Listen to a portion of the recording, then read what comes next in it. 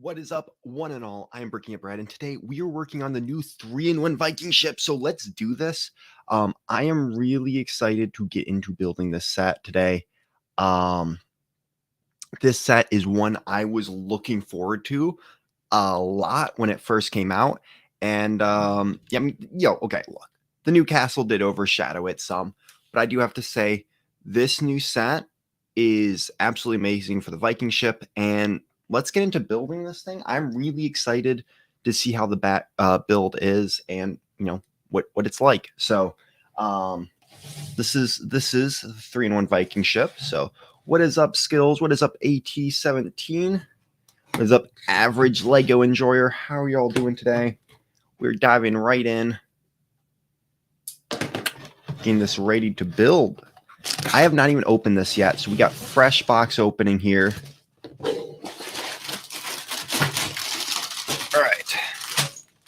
So we're probably only going to build 2 hours today, but we do have some people who will be coming to join us. Yeah, let's see. Looks like 6 bags total. Yes, 4, 5, 2. We're going to want to keep that one close by. That's 6 bag. Number, 7. 7. Last one's a serpent. So, let's get into the first bag here, though. And of course, you do have multiple instruction booklets because it is 3-in-1. What is up, Boss Productions? I know yesterday you were asking me in my community tab when I'm going live, so here I am. Number of pieces. That's the wrong one. About 1,200 pieces in the whole set. So I will say I'm not really thrilled about the other 2 builds in the set. The hut's kind of cool, but I just know I can build better, like medieval kind of style huts than that. So there we go. All right, but those new instructions are just awful. That is just gross. Like, yes, you get the set, but just all that beautiful, like, I'm sorry, but that's just literally, you couldn't have just taken the box and put it over it at least. I don't know. It's not that big of a deal. Just kind of weird. All right. Starting with bag 1. And I don't know. We're going to do about 2 hours of building. We'll see where that gets us. But hopefully we finish up quite a bit of the set today. I do know that the Brick Chef will be joining me around 4:30, and a couple other people I shot invites out to but never heard from. So we shall see what happens there. But how are you guys all doing today? If you have not, I did do a short, just kind of talking about some of the details about the new Lego castle that I really love. So I do highly recommend checking that out, because that was just really cool. Oh, come on, I can't get to it. I need to close my AC vent. I might get a little bit cold here. AC's going pretty hard. Ooh, good. Get 2 extra beards with the set. Always happy about that. Let's see, we got brick separator. And of course, we have a spear. So this is one of the new minifigures. I am definitely a fan of that armor. You get some really cool solid colors there. Let me see here. Gotta build the second one, which you get 2 beards with 4. Let's see here. I think that's a better angle for you guys. You guys can hear me, right? That'd be awkward. Alrighty. I did forget to pop up one of my streaming things that I usually have open. All right. Wait, no, that's for the cow. I don't know why there's they should have just put in an actual cow over the weird brick built cow that they stuck in this. Personally, I don't like I don't like that weird cowl thing that they did. It's just not very pleasing to the eye. I mean, it's decent for a brick built cow, but they really only did that one, just have some extra parts in there. Do have to say this Viking's really cool. Love the torso of it. I cannot complain with that one. What is up, Brickheads? How you doing today? Solid figure though. I do really love the torso they did for this. I have so many Viking minifigures. I'm really excited to see how many I can stick into this cool thing. All right. It's kind of sad because after this, oh wait, I have the medieval marketplace. I do have other sets I'm going to be working on after this.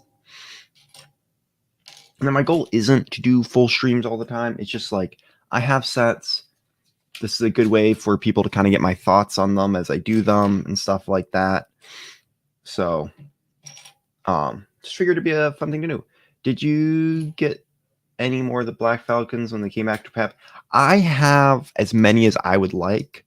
Because I had at 1.16. Now I think I have like,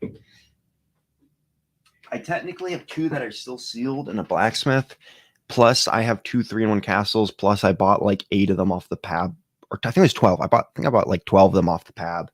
Because there's usually a certain amount I shoot for, but I have quite a few of them.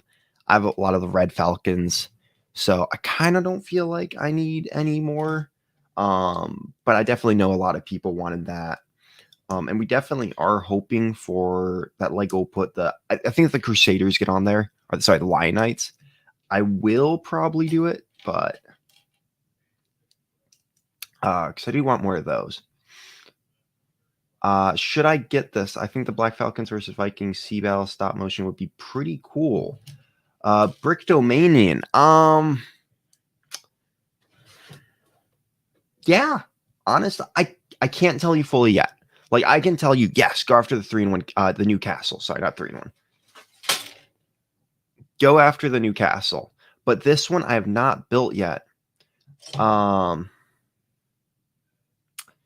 haven't gotten I haven't built it yet. So like I'm building it now. I've never built this set before. Because I kind of want to know that too, because I might be getting a second one of these at some point.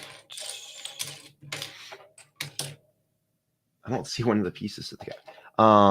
But yeah, I think honestly it's a pretty solid set from the looks of it. Again, I just don't know. So I'll let you guys know by the end whether or not I will be whether or not this is one I think you guys should get. Where's the goat with the life vest? I don't remember giving a goat a life vest.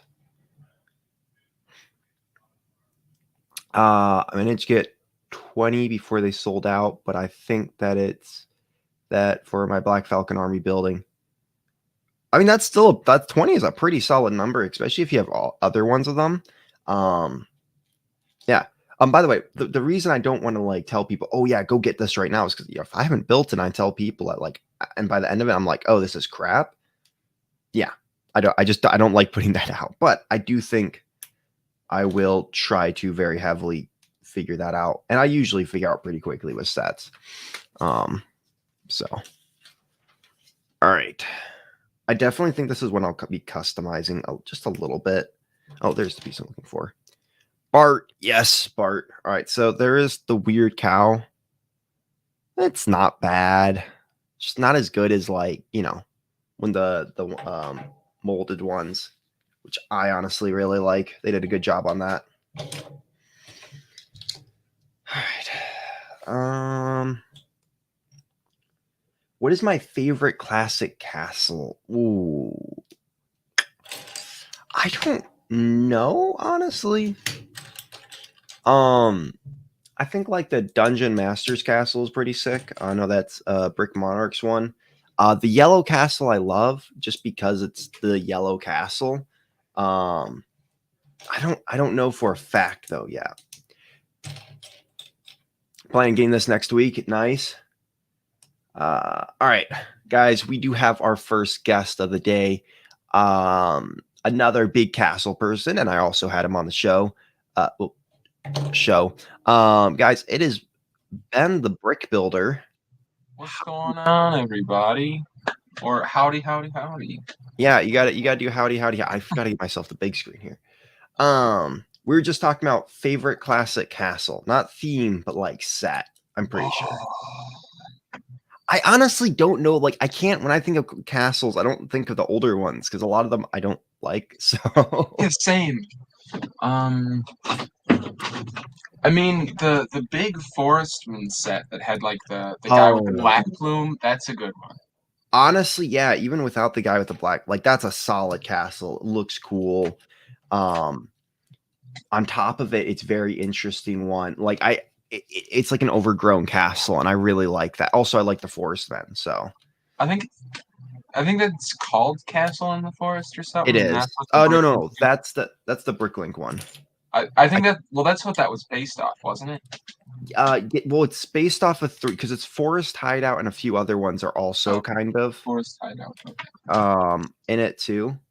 Forest Men's Hideout, sorry. Yeah, I don't know.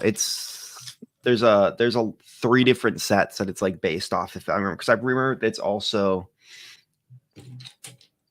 what was I gonna say? It also has to have Camouflage Outpost. That's the other one. I think has a reference to that in that set too. Oh, you know what? This is I only own one classic castle, and that is that Wolfpack one. And it's not really a castle, but the drawbridge one. Yeah. Oh, nice. That is my only classic castle, you could say. Like I have classic castle sets, but I bought a lot, like probably a year ago now, and most of that big Forestman set is in there. I think it's still nice. like in its original. I know it's in the package that I bought it in. I planned to make a video about it when I got it, but never did, so it's still in the box. Dude, you got to have so much stuff that you've just never opened that is just sitting there. So there's 2 things that I never opened the box, but most of the stuff I opened the package just to like verify the inside. Oh, okay. And for the minifigure stuff that I did, I recorded that video. I just haven't edited it. Or yeah. Makes sense.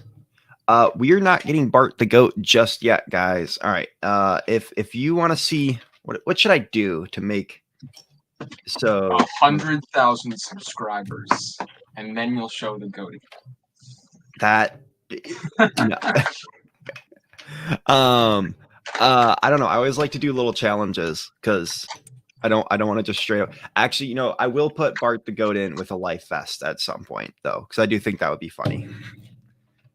Also, I feel like, I don't know, because it's on a boat. That's why. Oh, okay.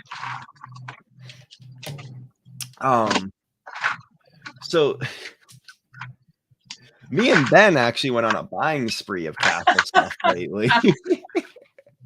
Dude, do not have friends who are very similar interests as you and like the weird stuff.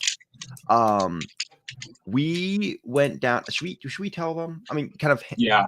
I mean, we spent like 2-3 hours just sending each other links to stuff.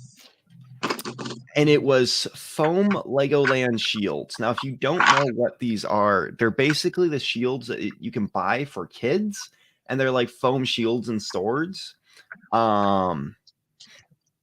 That's really what they are. That's all, right? Yeah, I have one it's probably like my 3rd or 4th most recent TikTok, or Instagram reel and YouTube short. If the viewers want to check that out, sure, go check that out. Wink, wink. Yeah. What was I gonna say though? Yeah, it's literally like, yeah, basically a foam shield. That's the only way I can put them. And I bought the one he got, which it's kind of it's cool in its own way, but not real. It's pink. Like, it's not really my favorite out of the ones we were looking at. But we went on better than any of the ones that Joey showed us. Oh yeah, I hate to say that. The one at Legoland right now are not good. Yeah. But yeah, I haven't bought in one of mine yet because I wanted to buy some other stuff with it real quick. And I needed to check once I got home, and I never checked for something.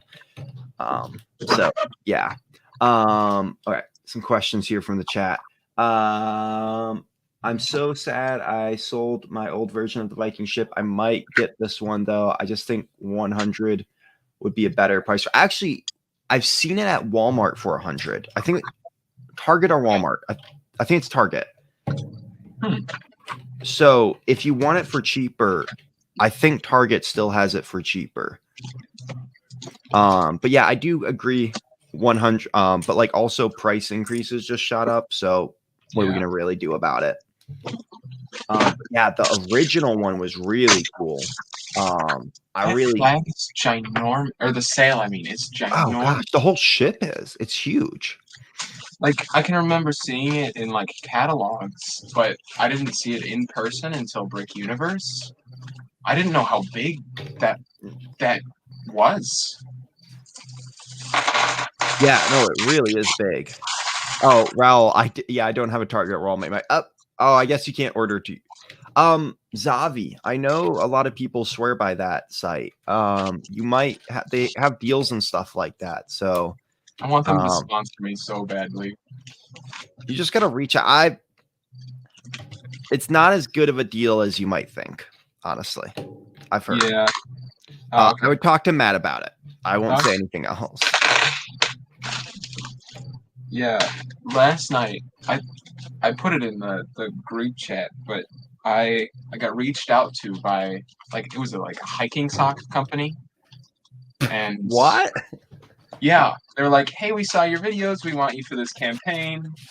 Maticus sent me a calculator for how you calculate your worth for a video. And I did it a little high, hoping to negotiate a little. They countered with $1.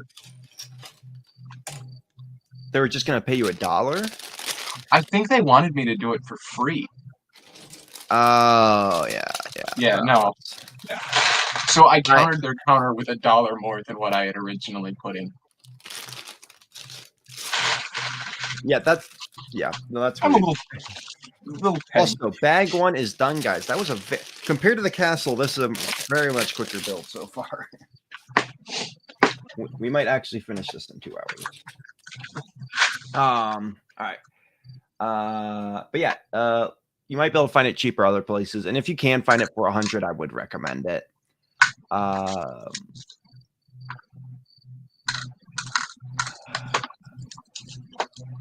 Let's see. Funnily enough, I only got charged 50 for my. I messaged customer service, but I haven't gotten a response.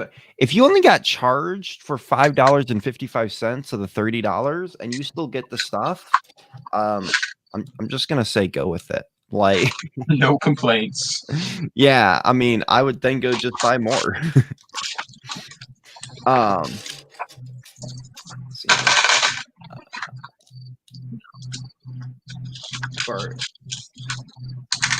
Missing some stuff. I like the colors on the old helmets more, though. Yeah, I do agree that the older dark silver, I think it's almost like a gunmetal silver, looked a lot better than the newer ones. The Viking helmets? Yeah. Oh, they were like the black speckle, I think. Yeah, I can't remember exactly what they are. The closest thing I could think of was gunmetal silver. Yeah, but no, yeah, we going back to the story, me and Ben definitely brought up a lot of and talked about a lot of castle shield stuff. It was very interesting. We were really kept going. Like, dude, I do this thing when I'm wanting to buy something where I research it as much as possible of across websites, and I just happen to find more stuff. So it started off with me talking about how I was gonna buy the Lion Knight's castle, and then the 2010 one, and then it went very far downhill from there. Yeah. Good times. Not for the wallet. Good times. You know, I'm just waiting for next payday, and I'll grab a couple more things. Yeah, I can't wait till Thursday. My I payday's think Thursday. 3 days. I usually get paid the last day of the month, so You get paid once a month? twice a month. So 15th and last day of the month. That's weird. I like it, honestly, because it's like kind of when I need the money is like right before I Okay. have to pay rent, and Yeah, then like yeah, it's not too bad, honestly. I just get paid every other Thursday. That's because you work retail. Yeah, I I work would not a retail recommend job, it. sadly. No, no one recommends retail. I just found the old one for $100 in Hungary, which is really close to me. I might, dude, if you found the original one in good condition for 100, buy it over this one. I mean, this one's cool. I mean, I don't know yet. I haven't finished it, but the other one's better. Yeah. Like, in my opinion, the other one is like 10 times better than this one. It's streets ahead. No. No Oh, what? no, we're streets. No. It's streets ahead. Isn't that a reference? Like, there's a show where someone, oh, it's Community. That's what. Yes. I love Community. It's such a. Did you hear movies coming for Community? 6 seasons in a movie. Go, yeah. When I heard that, I was like, this is just a prophecy coming true. Like, They better get Donald Glover back. oh gosh, yeah. Like, Once he left, the show gets not as good. Like, there's a few good episodes, but it went so downhill. Yeah. I liked the last paintball one they did on the show, honestly. Like, that was good, yeah. that one was solid, but yeah, some of the other ones, no.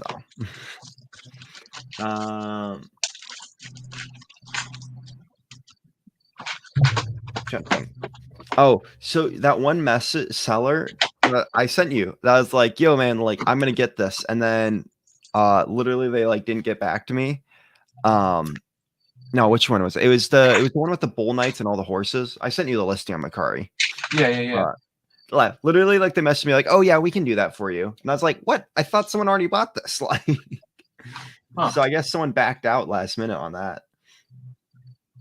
They said someone bought it? I thought you were, I don't remember. I thought no, I had put in like, because it was 55, 50, 55? Yeah. Or something like that. I put an offer for 40 in, and then when I checked it, when you sent it to me, someone had put an offer for 45 in. So I wouldn't have. Was that you? Maybe. I wouldn't have gotten it if, because someone had outbid me. That makes it. Oh yeah, I outbid you. I also asked them to add on the keychain. Yeah. So, which I got the whole thing for 55, like not including tax and shipping, but I was pretty happy with that. Yeah, it's not bad. I got my first castle keychain, guys.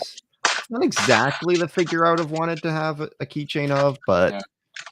I just want castle keychain. Not like there's Dragon Kings.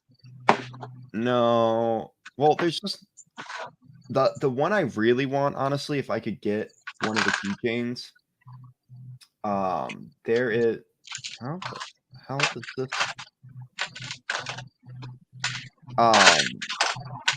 There's a Wolfpack keychain from back in the day. Yeah. And I would love to get that one. I want to get the torso of that guy, which you can find. It's one of my most sought after items. I don't care about $35 for it, honestly. Yeah, because it's on. There's one on eBay.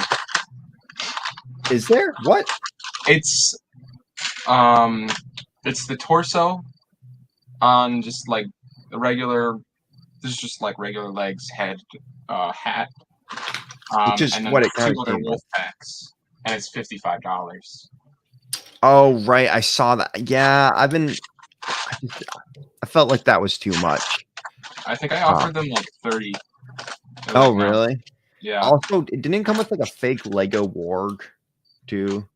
If I remember right.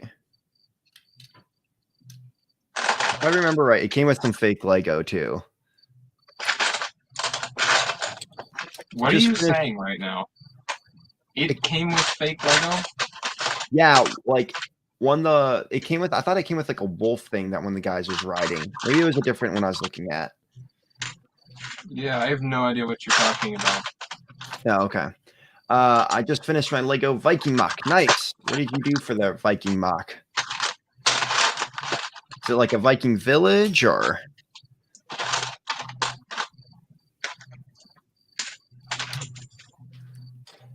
So I wasn't gonna share this story today, but I just need to get off my chest, so I'm gonna share it. I had a really awful experience at one of my favorite restaurants today. So I go get waffles from the same place every Sunday, Saturday. Sorry. And so I went to go get waffles, and I forgot my wallet, and I only realized this after I'd eaten. And this place isn't that far from my house. And so I'm sitting there, and I'm like, I don't have my wallet, and I can't pay with Google Pay or anything like that. I didn't have that set up. So I then had to explain that I live close by, and like you can pay, like you scan the card, and then it like pops up this app, and you can pay through that, but it wasn't putting in my information. So yeah, I kind of got home, and I was able to like pay it through the app, and I gave the guy like a $10 tip because I felt so guilty. But yeah, I had panic attacks after that. That was a lot of fun to deal with. Sounds like fun. Yeah, because I'm like, what do you do in this situation? Like, I'm planning on paying. I'm not the type of person who's not going to pay. Yeah. In the morning, I'm making waffles. I love waffles, man. Well, you were there at Brick River. Oh wait, yeah, you got waffles. Yeah, those waffles suck. That Eggs Benedict, I only got it because Rob and Zane also got it. I was like, that sounds good. It was so good. Oh, was it? Okay. Yeah. Yeah, their waffles were like too crunchy. It was not like I like a good kind of almost like a little bit softer of a waffle, if that makes sense. You're gonna drench it in syrup. No, I don't. I like fruit with a little bit of chocolate sauce and some whipped cream. That is my go-to. I like fruit on my waffles, usually with like whipped cream. Yeah. And then sometimes butter. Like sometimes I'll just go butter, straight up butter. I love hotel waffles. You know, honestly, they're pretty solid. Yeah, I wish like you could go to just walk in the hotels, make a waffle, walk out. Not even pay. I mean, maybe pay like a small fee, but waffle. I don't know the last time I've been in a hotel or stayed in. Oh, I guess you weren't. Okay, I guess I was in an Airbnb. Yeah. Yeah, because like I was just in a hotel, weren't you on it? I went to Brickford, Virginia, and I remembered you got an Airbnb. I completely forgot to like look at the website for how to like get the hotel for Brick Fair, Virginia, and it was like a week or two until Brick Fair, Virginia. I was like, oh shoot, I need to find a place to stay. So I was able to get an Airbnb about 15, 20 minutes away. Oh, that's not bad. It was also like $39 a night, which is not terrible. Like $39 a night. Someone was telling me that their Airbnb was like just shady as everything that they got, and so they just like ended up staying at a hotel. Huh. Yeah. That's weird. We were originally gonna do an Airbnb, but it was just like there were so many of us, and it was just like the most that we could fit into one was so far away. Yeah. I think Zane was talking about one at like the brunch where you could just rent a house for the week. And he said it was like 15, 20 minutes away. I think that would be awesome to do for next year for sure. Yeah. Oh yeah, yeah. Because we could get content done. Because it was so hard to film at the convention. Agreed. I hope you guys are loving this amazing discussion going on right now. If you guys drop questions in the chat, I will be happy to answer them. You built a Viking longhouse. That is pretty sick, Box. I will have to check that out on your YouTube channel. Let's see here. Have you been able to pick up any of the new knights yet? No, I have not. I mean, I'm assuming you're talking about the Lion Knights, right? No, I meant the CMF one. No. Okay.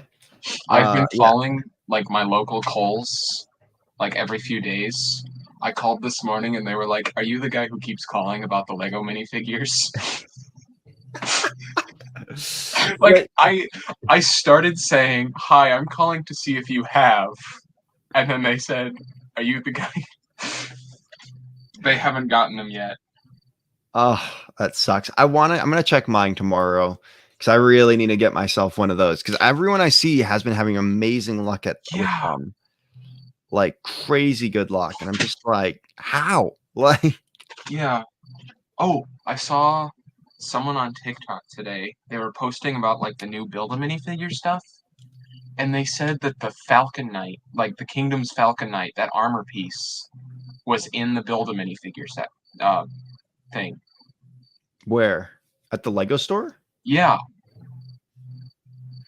Yeah, I do wonder what the next week, because like they do every so often a new wave of build a minifigures. I started seeing some of the new wave, and it was like all Halloween stuff like they do every year. Or not every year. They've done it the last few. And then he was talking about he got like a few swords, this armor piece. I'll see if I can find the video and send it to you. Send that to me.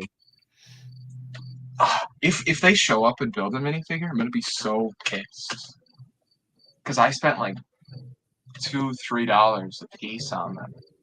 Do you still need more of them though? Because I mean, if so, that's an easy way to get more. I'm definitely gonna get more, but I've got like 50, I think. Okay. I found a seller, I think it was in Germany, who had a bunch. I bought 40 from. And then I think I already had like 13 from Pop's Block Shop. Okay. Yeah, I do wonder because like they could do like a Halloween night almost. Yeah. So if that is the case, I'd be happy. Or maybe it's just like he got lucky and that his store just had them from a while back. Yeah. Or they just happened to have that piece from something else and threw it in there. Because I know that's happened. Mm-hmm. I just hope that we get some sort of, again, just every once in a while, just throwing Lego fans a bone almost with just some new like castle parts or just some castle parts that you can get through Lego itself. The Falcon Knight, that's incredible. Or the White Eagle, or whatever you want to call it. The Red Falcons, as I call them. All right, guys, we do have another guest that is going to be joining us today. This is his first time hanging out with us on the live stream. But guys, you probably have seen him all over your For You page on TikTok. He's the guy always kind of talking about reviews and stuff. Guys, it is the Brick Chef. Hello, how are you doing today, man? I'm doing pretty good. How are you guys? We're doing good. Hi, I'm Ben. I don't think we've interacted before. No, I've definitely seen your stuff before, though. I really like it. Oh, yeah, we are mutuals, but like we haven't. Yeah, no, it's good. It's good like getting to talk to you. Yeah. This is what we're about: bringing people together. Oh, and then tearing them apart. Yeah. It's like Mario Party, making friends and destroying them all at the same time. Exactly. Wait, what is this? Did I mess up? Probably. Uh-oh. I always mess up. Oh, wait, no, I got it. You think for someone who's been building Lego for like 18 years of his life that he wouldn't make these mistakes? Dude, Hey, I if you don't remember. build the sets and only build mocks, you don't have to worry about mistakes. Hey, that is true. You, No, I you got a remember. point. When I finally like built my Millennium Falcon, I wanted that set for so long. Like as a big Star Wars fan, I feel like every Star Wars nerd wants that set. And Mhm. man, I got mad when I built that thing. Cause like the bag, like it's only divided into like 25 building stages. And I feel like it should be way more than that.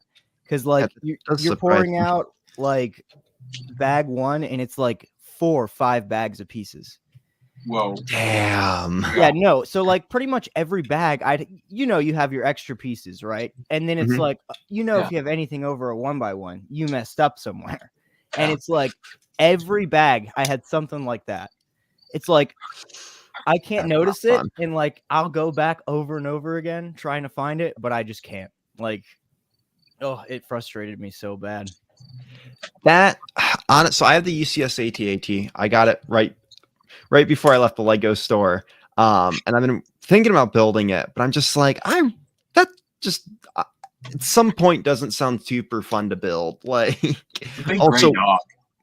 yeah, it literally is. Like, Funnily enough, I actually enjoyed that like the most out of like a lot of the UCS Star Wars sets. okay. I honestly, that is my only UCS Star Wars set that I own.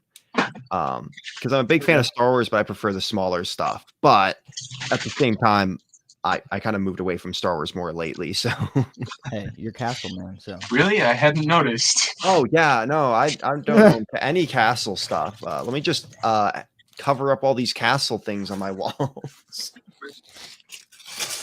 Because So- Brick Chef, you've been on TikTok like a year, right?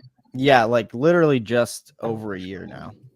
Because Brad has been on before me, but we've both been on like just about a year or 2 years. I'm about 2 years. I hit over 2 years recently. Yeah. Wow. I hit mine in Congrats. Thank you. October, I think. But like when Brad started, it was Harry Potter, Rogue One, then Pirates, now Castle. Whoa. But for That's the nice. record, Castle has been my longest streak. Like, I was on Harry Potter, like, it was fun to start going on. It's just no one else was making Harry Potter content. And I was like, I'm Mhm. gonna be the only one talking about it. And then like also I just was getting the sets, so I was like excited about them. So I was just doing content about them. That's like Pirates, I had no idea you were into Harry Potter. I really like Harry Potter, but not as much like I have all of Diagon Alley. I have all the old gray castle parts, like roofed castle parts. I used to do a lot of Star Wars stuff too.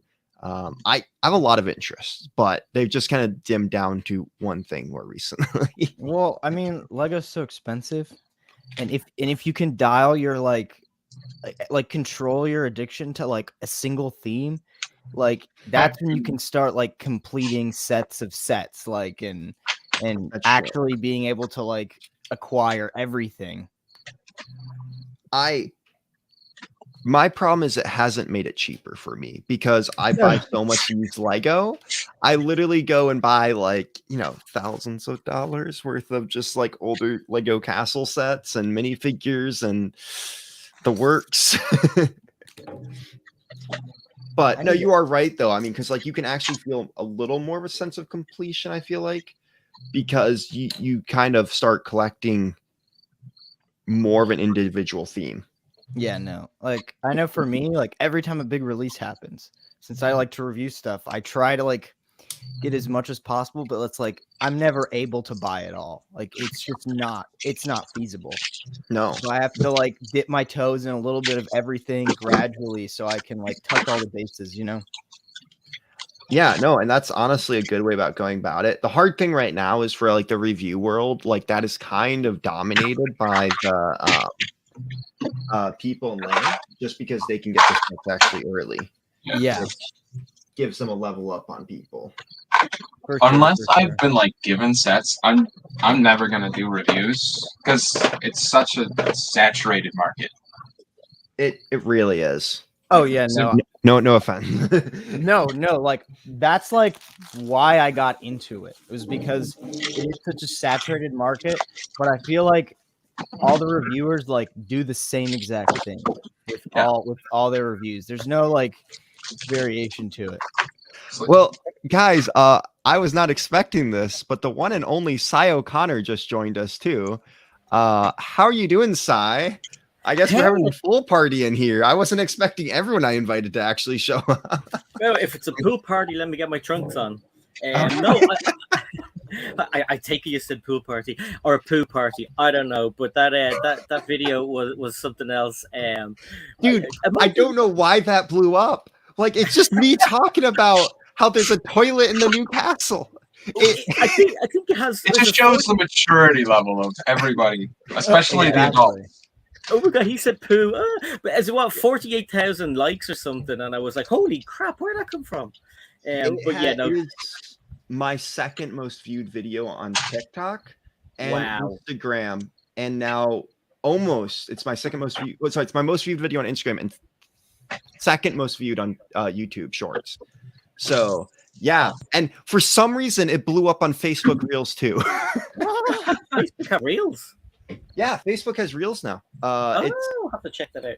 Yeah, I mean, literally, because I post to all the platforms just because I want to see what does well and what. I started posting there. It's my only video that's actually taken off on that platform. Oh, God.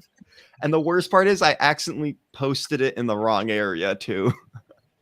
Because it's so hard because like you want to make a page for yourself on Facebook, and then that way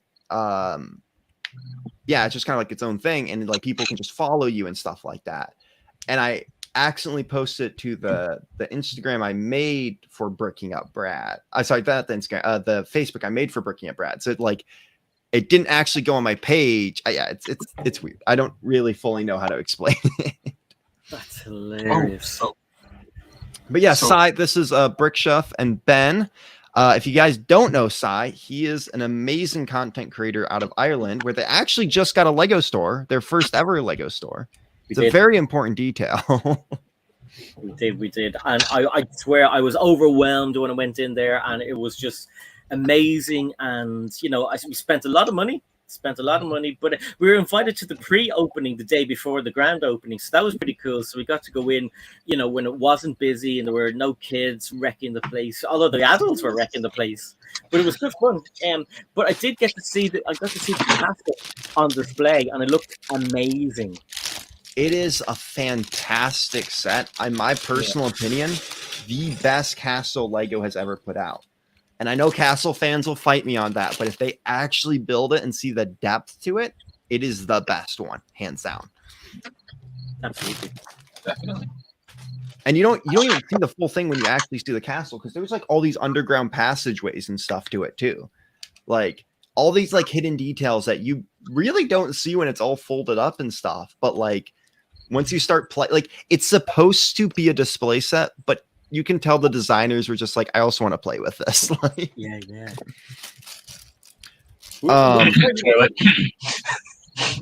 Toilet's just amazing. And a little quote from the Majestra. Just, oh yeah, if I could just bend down, I could actually use like. Because I mean, it's good. It's okay to read it, but it was brilliant when you actually read it out. Because I could actually picture him squatting over the toilet hole in the, and I was like, oh my god. And then this poor frog just hopping along, going, "What the It's in my eye." It's so weird though. Like that's not even like a mistake. It's not even like, oh, they just happened to put a brown frog down there. They literally called it out in the instructions, which makes it even funnier to me. Like, and that is the great thing about that set, is that there's all these like little details and stuff that you start reading them and they just start really making you think about the set in a little more in depth. Because I can't think of many sets that have done that, where it has those little blurbs. I don't even know. Ethan, you've built in the new Galaxy Explorer. Does that even have little blurbs in it like the castle did? Gosh, I want to say it does, but it may not. I'm just gonna go ahead and check. Okay, so I haven't opened up mine yet, so I haven't built a check yet. I need to pay better attention to Lego instructions. Whenever I build stuff, I'm always like just trying to get it done as fast as possible. I can actually hear crickets. Yeah, that's coming from Ben's mic. I keep thinking it's funny because it's not like What? we're actually bored, but like That's hilarious. Is that my fans making noise?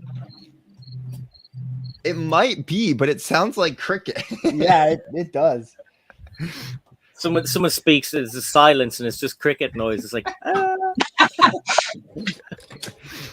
Wow, Oh, I'm just so- that bored. I guess just everyone can leave my stream then, guys. You know, it's fine. All right. I'm yeah. not hurt.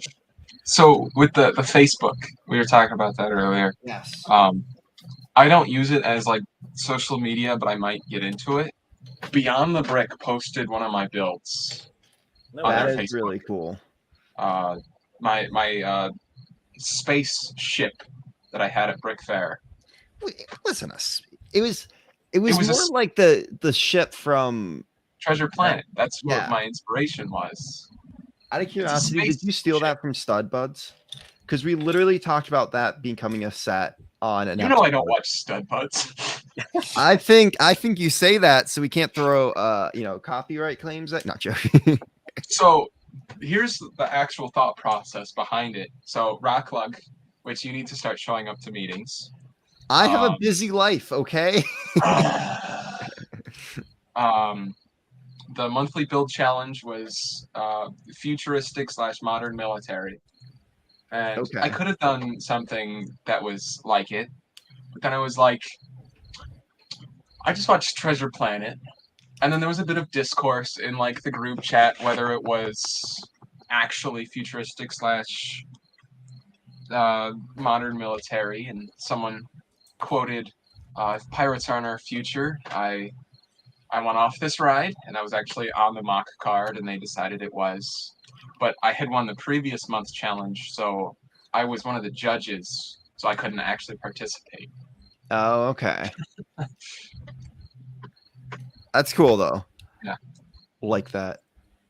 What is? So I oh, did check, Okay. and there's like a couple, but they're not quotes like they are in that. And it's more of like there's like a couple factoids like spread out throughout, but it's nothing like the castle.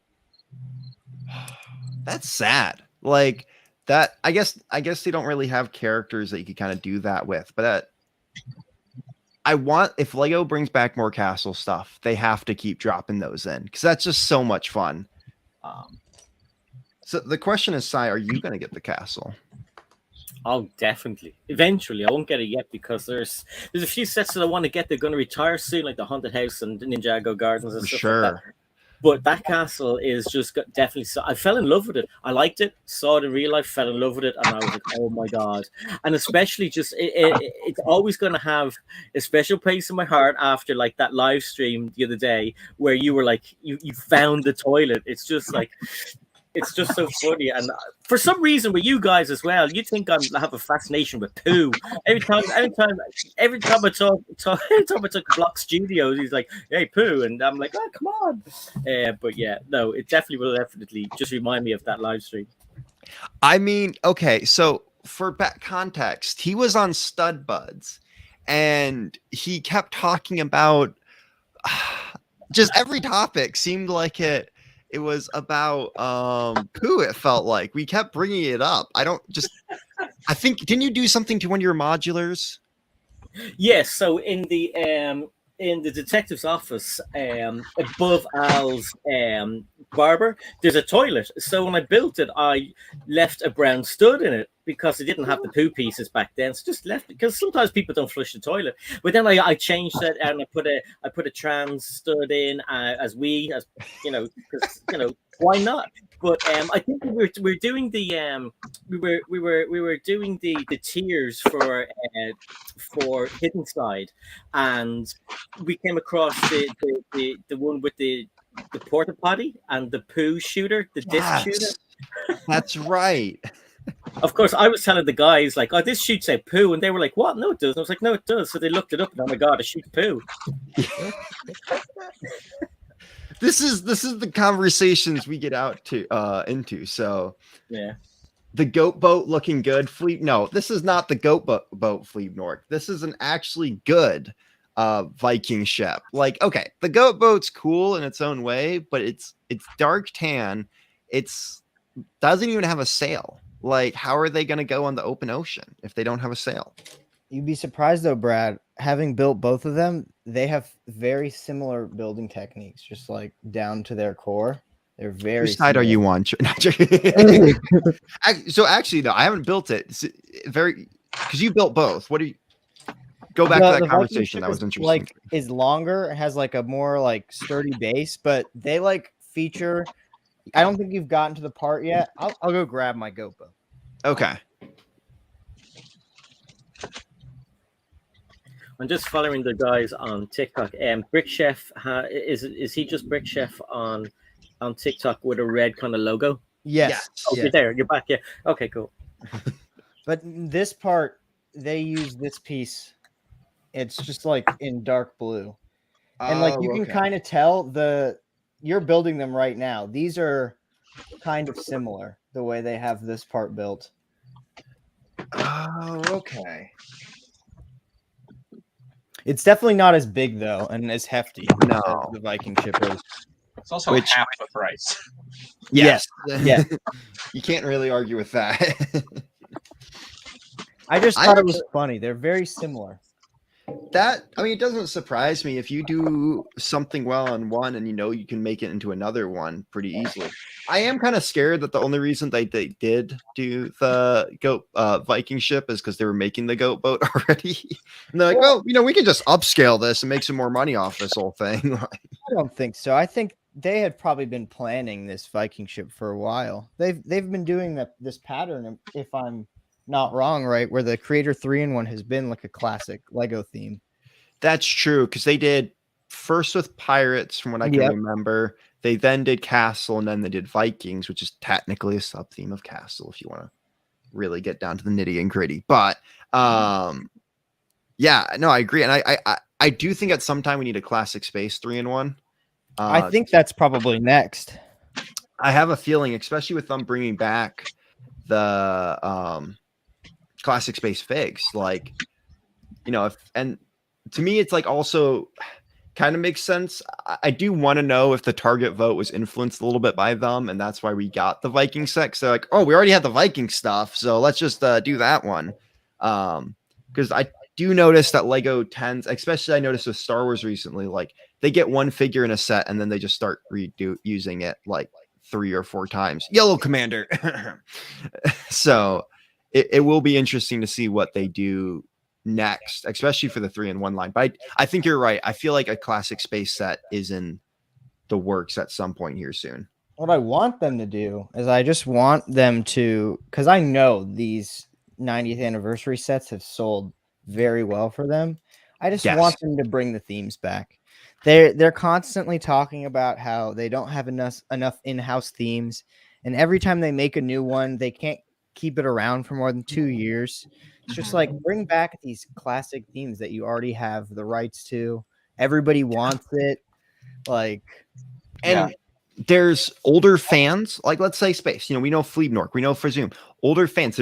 Go to every convention, you see 2 big tables, like Castle and Space. There's always a 2 solid tables. So that you don't see like, I don't think, at least at Virginia, I didn't see like a Ninjago table. I didn't see like a video table. Like, I think they're planning on doing Ninjago for the future.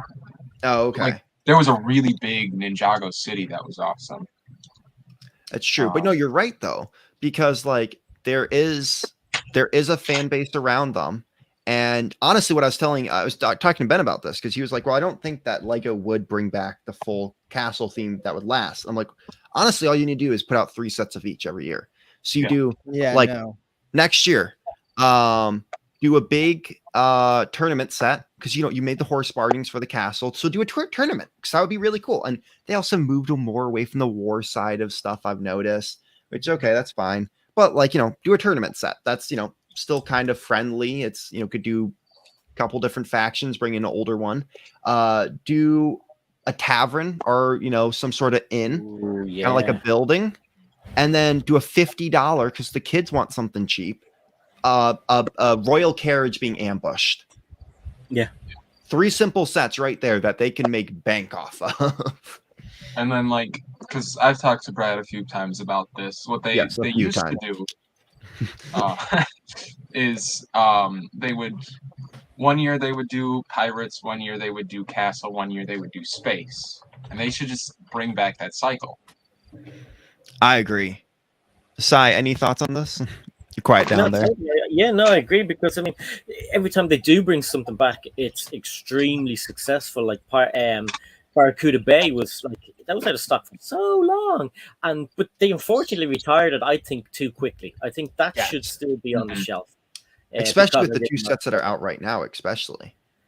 yeah, you could have this kind of like, you know, a trident of older teams that are just whispering around, and people are loving it, like, and it's bringing new people in as well, because like maybe moms and dads who had stuff like that before would be saying, oh my god, look at this, and then the kids will get into it. And you know, I've heard arguments that like, if they're too old, people won't be interested in them. But no way. I mean, yeah, I know the amount of people. I mean, every live stream in the past 2 weeks has been the castle, and everyone's building the castle. And then the Galaxy Explorer came on around, and everyone was hyped up.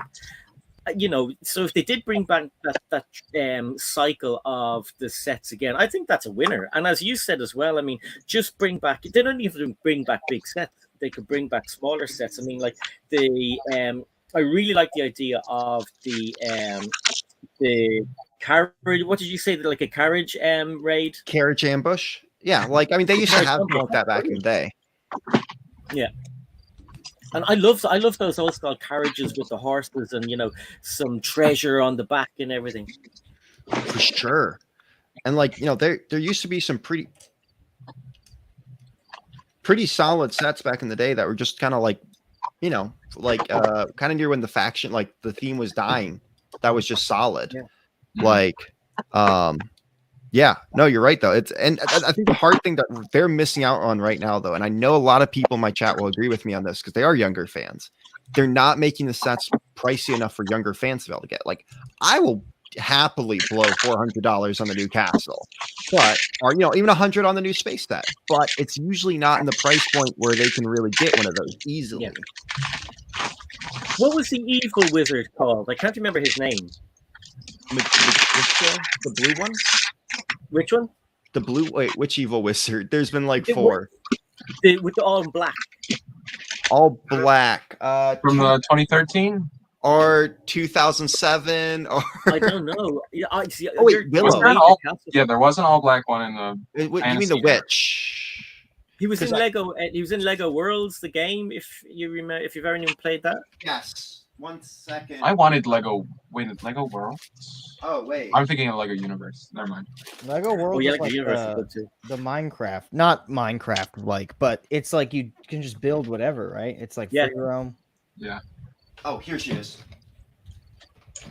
So I mean, I got these 2 here. Let's see. You can show them on the big. Yeah, the guy on the right. Yes, this guy. This was from 2013 Castle. I didn't realize he was in that. Did he have a castle of his own? Yes. Sort of. It was like 2 towers with a bridge in between them. It was kind of sad when it comes down to it. But... They could expand on that and make a bigger, proper one for him. And you know, I'd love to buy something. I like the kind of evil guy. I like the baddies in movies and stuff like so. I'd buy an evil, you know, wizard's castle or any wizard's castle. I mean, you kind of need to have a wizard win the castle world, and maybe something like that would be good. But I also would love them to have bring back a dragon. Yes, yeah, I can easily agree with. I think we got a good wizard sort of in the castle that we just got. So going on the opposite side of it, you know, and you could bring back one of the older factions that people like Fright Nights. People loved Fright Nights. So bring back Will of the Witch, like, and kind of redo that whole theme, which they easily set up in the new castle because there's mentions of him. So yeah, I mean, that would be the way to go. But guys, also, we just brought in Fleeb Dork, the Castle Man. If you don't know him, he does stuff on Monday and Thursdays, usually on his and Fazoom's YouTube channel. So I highly recommend going and checking him out. People are just here, and I sent out invites, and I didn't expect because in the past no one's showed up. So, but I love having a good panel for people in discussions. I did see your announcement on that you left on TikTok, and I was just happened to be home and thought I would pop in and see what's going on. Well, we are always happy to have you. Some old gray bricks here. Yeah. So, okay, we switch to the other side of this too, space, Fleetmore, because you're kind of an expert on this. If they were to bring back space, how would you like them to see it happen? Because we've talked a lot about how we would like to see Castle brought back. So more of I if I understand you correctly, you mean like as a system theme, not as a special 3-in-1 or a UCS or whatever. Sorry. Yeah, I guess you could go that way. So if you wanted to, yeah, because I mean, I consider the Galaxy Explorer is more like an adult targeted sort of almost UCS version of the Galaxy Explorer, but more of a system level set kind of thing. I could see that. Yeah, I mean the thing is, they're halfways doing it with the city space line because the original space sets, if you go all the way back, the original space sets were really kind of exploration themed. They were the spaceships looked like futuristic space shuttles, more or less, and they. Lego being kind of pacifist as they used to be at the time, everything was metal detectors and radios and wrenches and, rovers and satellites and, very sort of kind of like, I guess the vibe of the original classic space sets was really like NASA plus 100 years kind of idea, Yeah, that makes sense. And they got more into the conflict stuff a little bit later on when they started coming out with Space Police and Blacktron and some of that sort of thing. But I mean, those would be cool to see again too. But seeing in-house theme like that with more modern building techniques and stuff would be really amazing. I mean, the Galaxy Explorer was very fun to build and has some really interesting sort of it's not techniques on the edges of the wings and stuff that, I really enjoyed building it. And it would be great to see some sets that had that vibe, but, with modern parts and techniques. I think that would be really fun. I don't know if there's room for it in Lego sort of marketing, because really in the current market with Lego, Star Wars kind of sucks up all of the sci-fi, space sci-fi kind of mojo. And then Ninjago kind of sucks up all the rest of the sci-fi, That is true. Ninjago has mechs and pretty much anything that's not a spaceship in it. So there isn't a lot of room for something like the classic space theme to kind of fit in there, at least from a marketing perspective. That is true.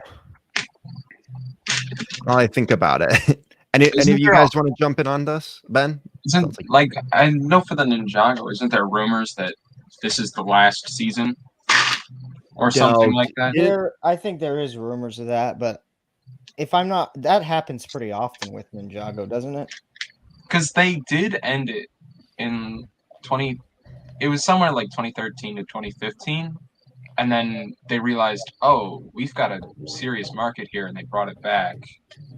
Well, and Chima flopped. Chima was supposed to take over, yeah. but Chima didn't do well, so they scrapped that. Yeah, I wonder if they were trying to do the same thing with Monkie Kid too.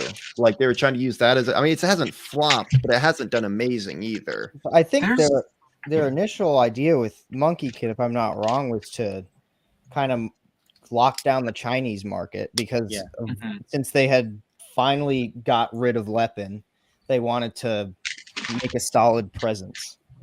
Yeah, I think you're right. Yeah, and Monkie Kid, is based on traditional Chinese folktale. Yeah. Those but sets with are modern awesome, too. twist. The what? Those sets are awesome too. They Yeah. are. They are great builds. I sort of fell into Monkie Kid through the City of Lanterns. My City of Lanterns thing. That if any of you guys look at my TikTok, Yeah, that's Um, incredible. yeah, thank you. But that's something that I sort of fell into Monkie Kid through that, because I knew of the sets and I'd seen them and stuff, but I just didn't really get into it. And then having built the City of Lanterns, I really liked what they did. It's kind of like more whimsical than Ninjago. Ninjago is more action, For Yeah. sure. and Monkie Kid is it's got a bit of whimsy to it that kind of it's a little lighter in tone, and it's a little more colorful, and that sort of captured me. And some of the new sets that came out earlier this year were very cool. Like the Dragon Horse Jet is a really neat little spaceship, and has really neat build techniques. And I ended up picking up the Monkey King mech because it came with a building that I put in my City of Lanterns. And I managed to find one on clearance, but the mech itself I built just because it's actually a very cool build. It's really got some neat stuff going on. And then I also managed to get the Monkey Kid Galactic Explorer spaceship, because I caught one of the clearances that happened in July, and it's Nice. a really very solid, heavy build that has some really neat building techniques in it too. So even though the Monkey Kid sets look a little whimsical and silly and stuff, everyone that I've built I've really been impressed with. That is actually very interesting to know. I hate Sorry, to have Stuart's to gonna- do this, but I gotta get going. Gotta go make money to buy Lego. So I will hopefully see you all again. But adios. Have a great rest of your stream. Thank you so much for coming out, Ben. It's good to meet you and talk Bye. to you. Thanks for having me. Yeah, good to meet you, Ben. Yep.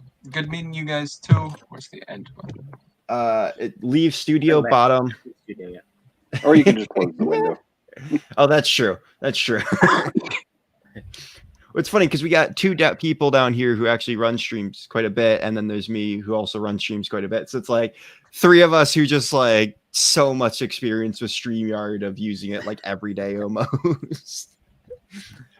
StreamYard's almost like a second home to me at this point, how much I use it. But it's kind of your job, isn't it? Yes, actually, for my full-time job, I have to use it every day. So Yeah. I messed up. Uh-oh. There's just parts of these curves that I'm trying to remember exactly how they work, and that's not right. This is a line you're going to hear me say a lot today, is me messing up. It tends to happen more than I'd like it to. Yeah, Raven in the chat says the Bone Demon is a good set to look at. I saw Dom working on that a while back. He did a couple live streams working on the Bone Demon. Yeah, he really liked that one, if I remember right. It looked pretty cool. I don't have that one, but it does look really impressive. It has a lot of glow in the dark, which is fun. Yeah. Side, are you the one? I remember someone has a bunch of. I thought you may have bought in that one too. For some I reason. didn't, but glow in the dark is my favorite Lego color when people ask me. Oh, is it a okay. color? No. But yeah, no. Whenever anyone ever asks me what's my favorite kind of Lego color, I always say glow in the dark. But like I do try and collect glow in the dark pieces. So whether it be a minifigure or a studs. Like I've got a lot of glow in the dark studs just because they're awesome to look at. But if you shine a black light on them, they glow even brighter. It's cool. Oh, they do. Yeah, but they're kind of cool to put along. Like if you've got a runway in your city, you can put some glow in the dark studs and then make them glow for 5 seconds. It's pretty cool. That's actually a fun idea. Do you have any of the Mars mission aliens? Because they glow in the dark. No, I don't actually know. Oh, we'll get some now that I know. Yeah, I think they're like a buck you probably could get them for. They aren't that expensive. Yeah. Like Would you just finish there, Ethan? I just put together a brick head. I did the cockatiels. I have a bunch of Nice. pets that I have not put together. Nice. Those are very interesting ones. Very popular at the Lego store too. Oh yeah. That's why I think they keep making them. No, that's so true. When I was working there, I remember the girlfriends would come in with their boyfriends, and then they would pick those up when their boyfriends were looking at all the Star Wars sets and stuff. So Oh yeah. Oh yeah. I am surprised that we haven't, sorry, my brain is jumping around here, that we haven't gotten like any Halloween type themes recently, kind of like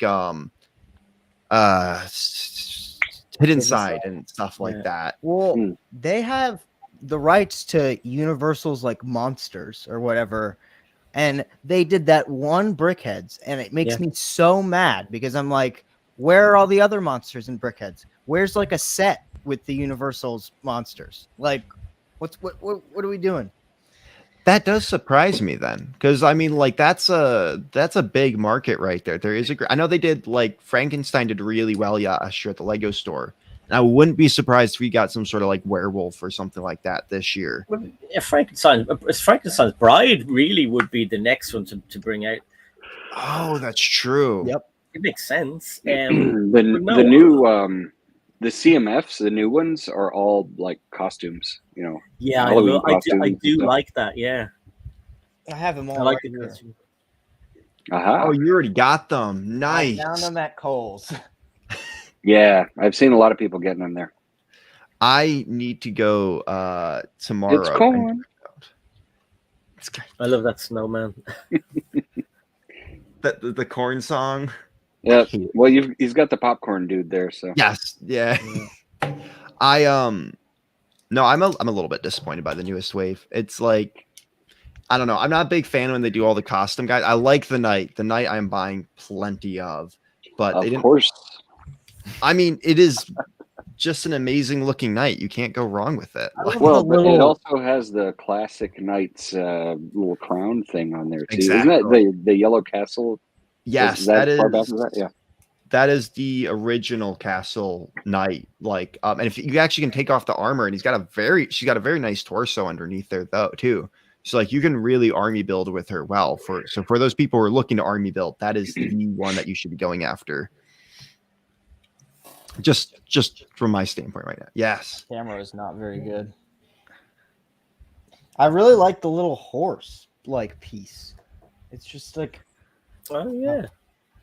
I plan on doing a mock with those where I take all my really badass looking knights and put them all on horse sticks and then bring them to convention. So it's just like you got this like really, like I got my orcs or Vikings making a wall, and then all these knights on like horse sticks just coming charging in. Like it's very Monty Python. Exactly. Yeah, if you're gonna do that, you need to have their little followers with some coconuts behind them. So yeah, I need to build a bunch more of these guys. Yeah. Coconuts little on backpack guys, and put some coconuts in their hands. That actually would be that'd be such a good. Now that you say that, I need to do this. Wait.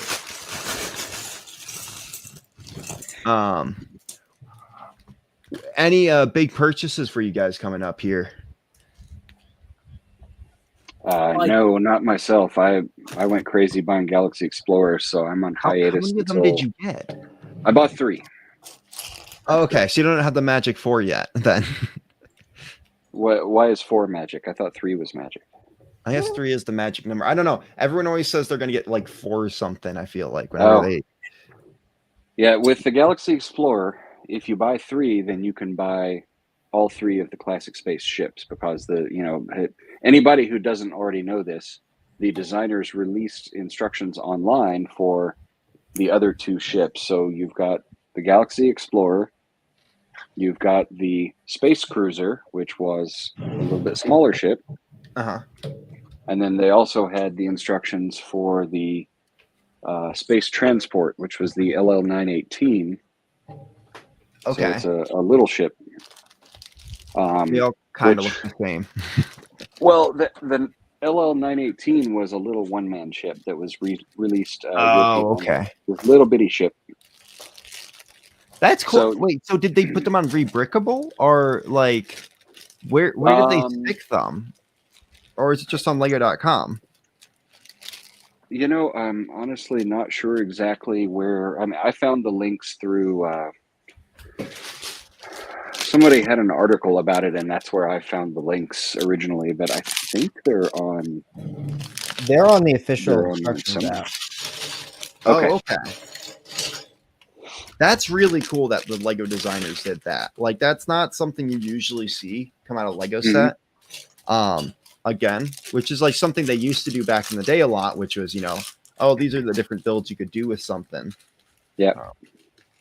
Like- It's kind of an unofficial 3-in-1. You know, it's not. It doesn't say 3-in-1 on the box, but if you have the set, you can build all 3 of the original spaceships. So That is really cool. yeah, it's very cool that they did that. I mean, I think that was just really thoughtful. Something fun that, fans like me can sink our teeth into, and most people won't ever know about it. But, it was great that they did it. I mean, thankfully, like the nice thing about like the internet now is like it used to be back in the day, you could only find those on like certain pages. But now, like everyone's gonna like, on TikTok and stuff is gonna light that up. So it's gonna be a little more common. But yeah, you're right. Also, real quick, this is a lot longer than I was expecting it to be. That is like that's my arm for comparison. That's big. I know you were going to say. I'm not what? I'm not saying anything, okay? Speaking of The Office, I don't know. Did you get The Office or something? Oh god! Do you know what? I don't know if I'll get that. There's a lot of those sets. Like, I mean, ideas sets are just. I said it before and I'll say it again. I wish they just bring out the kind of lower price range on some of the idea sets, because they're all like, I mean, touching £100 plus, which I don't mind. If I like something, I'll buy it. I don't care. But I'd like to see some of the, because if you look through ideas, there are sets there that could be made for 40, 50 euros or dollars or whatever, and they're good. No, very true. And I think that is one of the biggest problems with like those creator expert and idea. I mean, creator expert, I guess you kind of get like, I mean, the what's it called? Architecture falls under technically, like icons they fall under, and those are like sometimes $50, but like still like you can't get like solid sets. And I agree with that though. Like the 100, I mean they're great, but it would be nice to see cheaper. And it is kind of interesting that they go for the lower ones. I mean, kind of makes sense in a weird way for them. But like, there's someone in the castle community got a 10,000 votes on this like cool tower, and I have a feeling that's not going to go through at all. Like, sadly. Well, it's interesting because I'm a big ideas is like. If I wasn't a big Star Wars nerd, I would say ideas is my favorite by a long shot. I still really like ideas and I try and get them all. And back when like I first got back into Lego, I really tried to collect all the idea sets. I still don't have them all. It's very interesting. Like a lot of the older idea sets, there was a string there where they released just like $30 after $30 after $30 idea set, like Tron or like Women in NASA, Women in STEM. All those sets were really, really cheap. And then like around the time that like the Treehouse came out and Voltron, they just like could just got to like all over $100 from now on. Yeah, They're not worth what they're priced at. It's just a smaller set would be nice.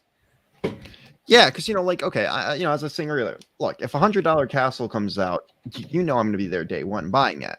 But it's like not everyone, especially the younger kids, older adults around our age will definitely do it. They usually know how to save up their money, right, and be able to get something like that. But younger kids are not going to go for something like that unless their parents get it for them Christmas or something. But like same thing goes for ideas. They're putting out all these over $100 sets and missing out on a big market. But even there's adults who can't afford it who would be willing to buy a $50 idea set if they just put it out. So it does kind of feel like they're missing a whole market there just by not doing that.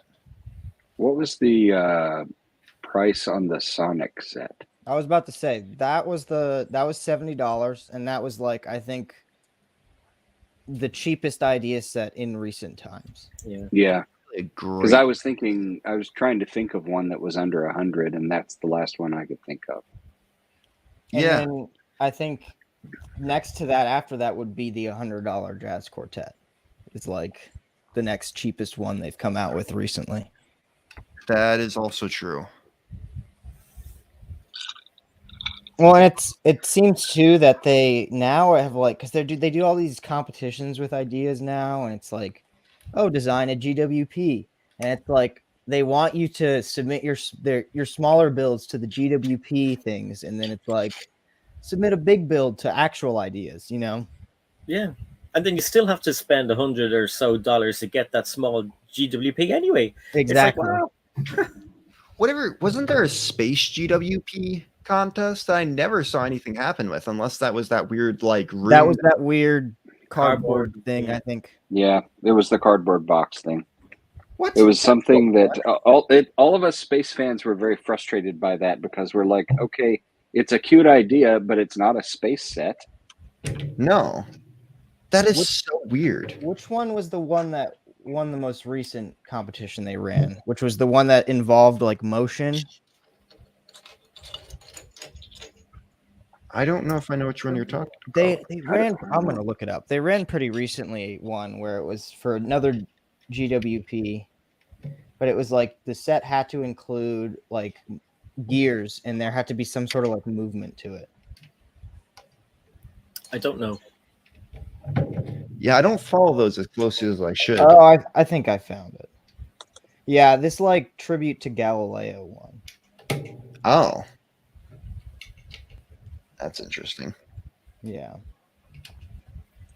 Well, and I wonder, they just announced another one with Target, the one where it's like build a set that represents family. I wonder what kind of price that will be at. I hadn't even heard of that one. Yeah, they seem to like want to start doing a bunch of stuff with Target all of a sudden.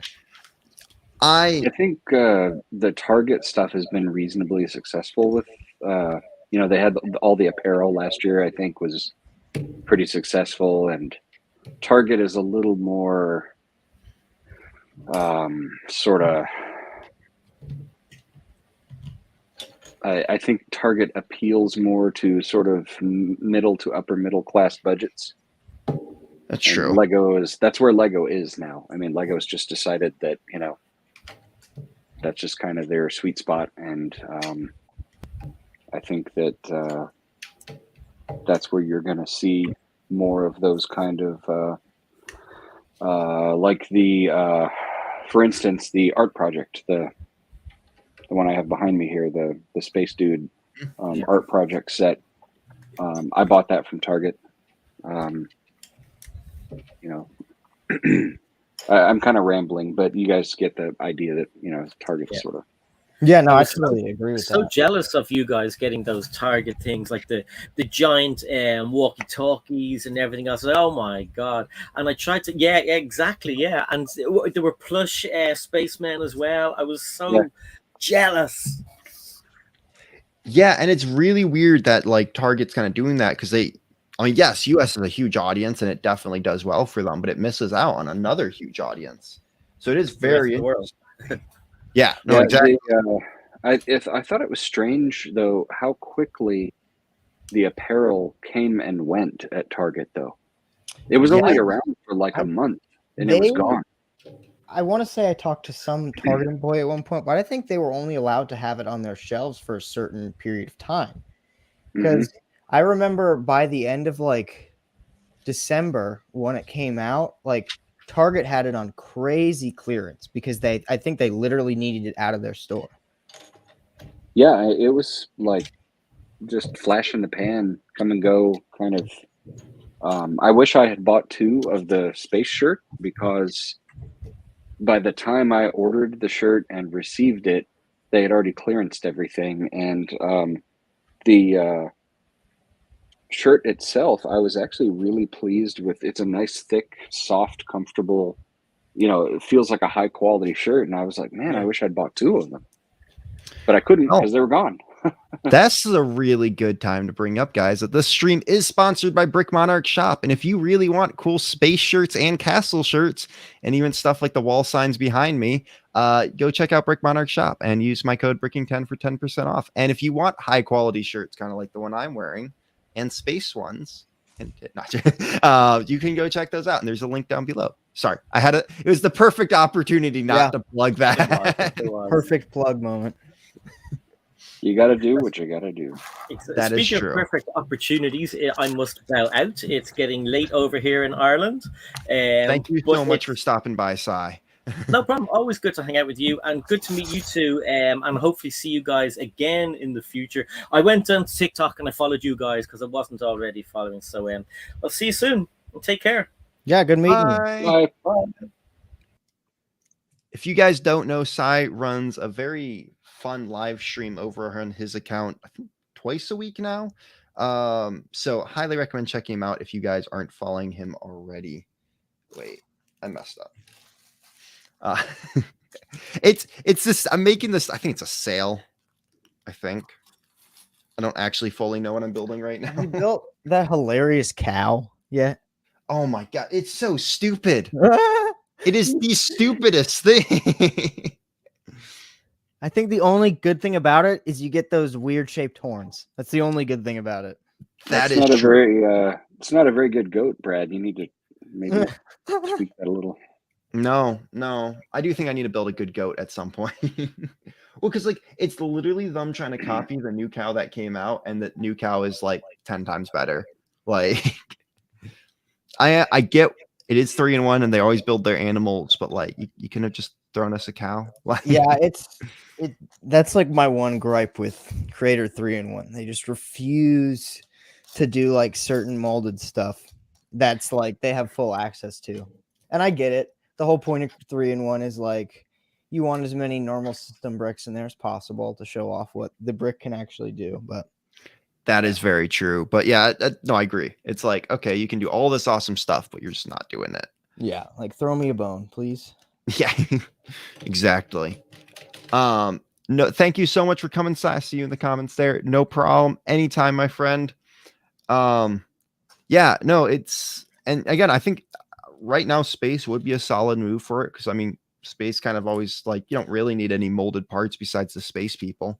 So I think I'm gonna throw that on because the other classic thing that they could do if they wanted to fit on the line of like pirates and Vikings and knights is they could do Ninja from I can't even remember the year that Ninja you're came right. out.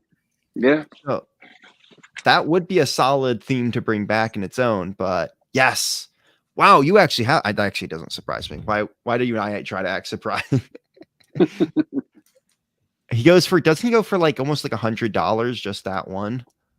I don't know. I hadn't really thought about selling. This is actually there's a male ninja and a female ninja, and this one happens to be the female ninja. But Oh wow. the green ones came in the little minifigure boxes. Yes, I have a torso to one because my brothers had them. But the rest of it is sadly no longer with us. And I bought those just because I liked the green ninjas. I thought they were neat. Because the regular sets, it was mostly just ninjas in Red. black or white, or Yeah. and I was kind of whatever. But then when I saw the green ones in the little figure box, I was like, oh, cool! I'll pick up those just because I like the minifigure. And so I have one of each. I don't know where my green one is. He's around here somewhere. That is really cool. Yeah, I want to collect a little bit of that line because it's a big part of Castle's, because it is a sub theme of Castle technically. So it is a part of Castle's history, and I always like kind of grabbing those. Like I have a 2 Viking sets, well 3 including this one if you want to count it. So I'd love to get a ninja one, but it would be cool to see like some sort of like that style of architecture kind of for a building as a ninja set for 3-in-1. I think they could do a really good job out of that. Yeah, that would be cool, like a traditional Japanese castle kind of thing. Yeah, and maybe with maybe one, like with the blue roof kind of thing, the imperial sort of architecture thing. That would look very cool. No, for sure. And I think it would be really cool because like they also have all the minifigures technically through Ninjago. Like they got all the Yep. samurai parts. You know, it wouldn't be that hard for them to pull something like that off. But I also feel like Ninjago's kind of got the seal on that almost. Yeah, I feel like Ninjago, Kind of, yeah. Ninjago would be their one reasoning behind not doing it, I feel like. Sadly. Unless they did something more like a architecture set or an icons kind of thing or something more adult focused. That's true. Which I think would be really cool for them to do. I mean, we're gonna get the Vikings more adult focused set coming up here soon, which I'm really excited about. That was really cool that, you know, we're talking about Target. I was really cool to see that won the Target vote. So I'm curious as to what's going to happen with that, because like we have normal ideas, right? And normal idea sets go through quite a bit of change before we see the final product. Yes. And then we have Bricklink Designer Program, which is still kind of ideas. They're rejected idea sets, which go through almost no change to their final product. So I'm wondering if this Target is going to follow the Bricklink Designer format or if it's going to follow regular ideas format. I think it's going to follow regular ideas format. I think so too. I'm just curious. Yeah, no, for sure. And I think what I've read too, it will be on lego.com. It will be in Lego stores. Like you'll be able to get it through those. So people outside of the US will still be able to get it. But just in general, like I have a feeling they're going to change it up. And I have a feeling it's going to be like a $200 set. Just what was already there and then what they're probably going to add to it. Oh, yeah.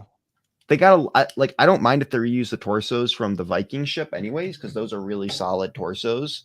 Like they're really cool for just like, you know, kind of show that off. Like I mean, you've seen them. They got cool detailing on them. They had the CMF too. They had this guy. Yes, I have 4 of that. I absolutely love that guy. And I don't think they're ever going to bring back those helmets again. But actually, they did. They're in the Sanctum Sanctorum, actually. Yeah. Oh, There's a singular one in the, like it's the top floor, I think. I think you're right. Which that top floor makes no sense. There's just like an open like gap to like that leads straight to the bottom floor of that thing. Really funny. It kind of I get it. No, it doesn't. It doesn't make sense. You're right. Yeah, no, because like it's a very cool modular and it's like does some things that no modular has done before. Like the first and the second story are like integrated together. You have like the cool staircase like in the movie.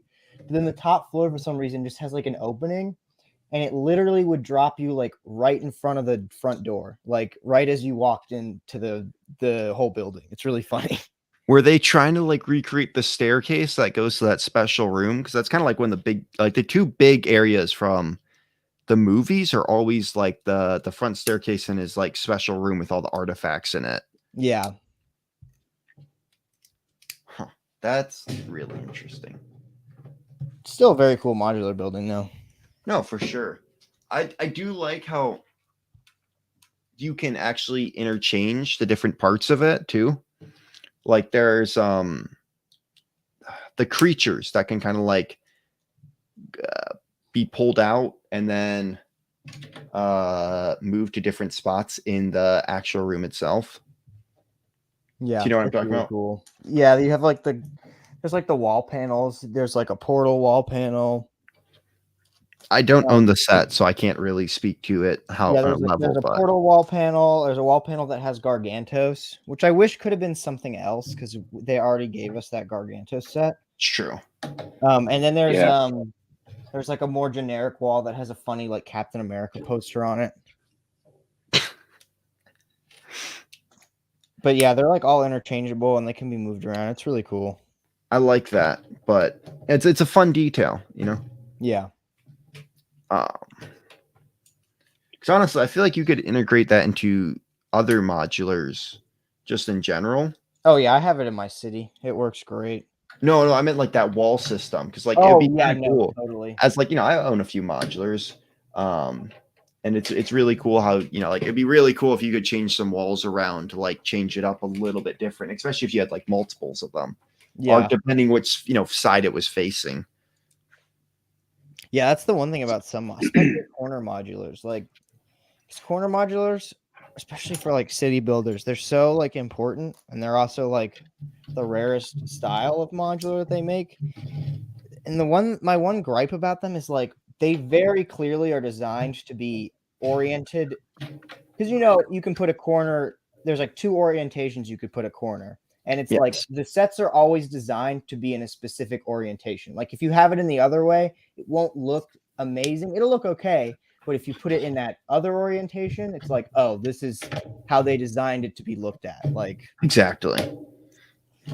Like the Sanctum is like annoying because it has like an alleyway on one side, so you have to like, you really want the larger side, the side with the printed clear piece to face out, and you want to have like the other side facing always to the right.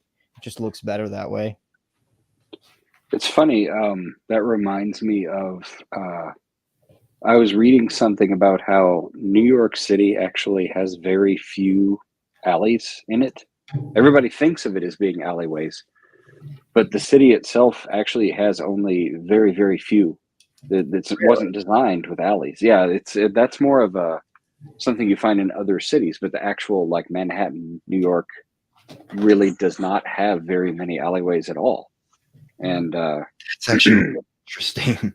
the reason I kind of ran across that bit of trivia is because I was reading about filming locations, and they were saying that there's like 3 alleys that represent all of the filmed alleys that are in New York City in pretty much any movie or TV show that you watch. They do all of the filming in only like 2 or 3 alleys in the city because there just aren't very many. That's insane. Yeah. It That's was really funny. kind of weird and interesting. Huh. I feel like if there was only that many, it would kind of like be a big pointer, be like, look, there isn't actually that many, change it up. Or like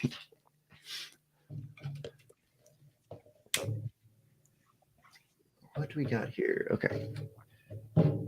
This set is actually really cool. Someone was asking me earlier in the stream if they should buy this, and honestly, I am really liking it so far. Like it's really got a solid like interior there. Like you can put a lot of minifigures in that. I do wish there was rowing benches. It is one of my biggest gripes with the set, but it's understandable that they didn't have them in there. But it would be really cool if you could stick a bunch of minifigures with oars. But I do plan on getting a second one of these and modifying it because I have a bunch of the Snow Guardians from Series 22.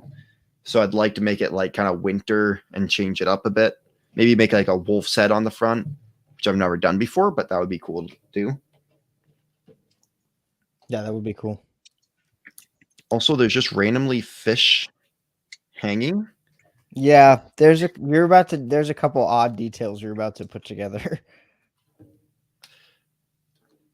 That is very interesting. Compare the last set I built was the castle, so like going from that to this, it's not a huge step down, but it's so much easier. So I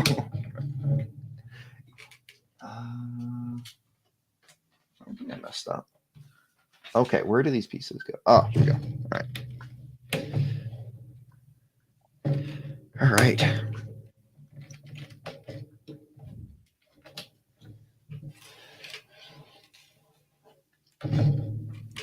There we go, guys. We have gotten 3 bags done. 4 bags?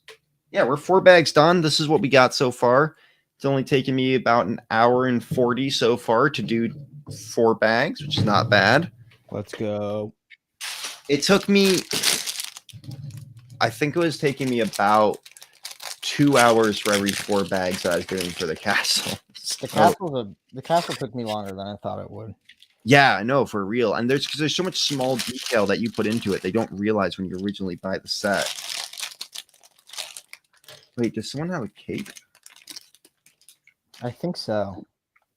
Building the Galaxy Explorer, it was almost like it went faster the further you got with the bags. because the first couple of bags, it's all Technic. Oh, that is true.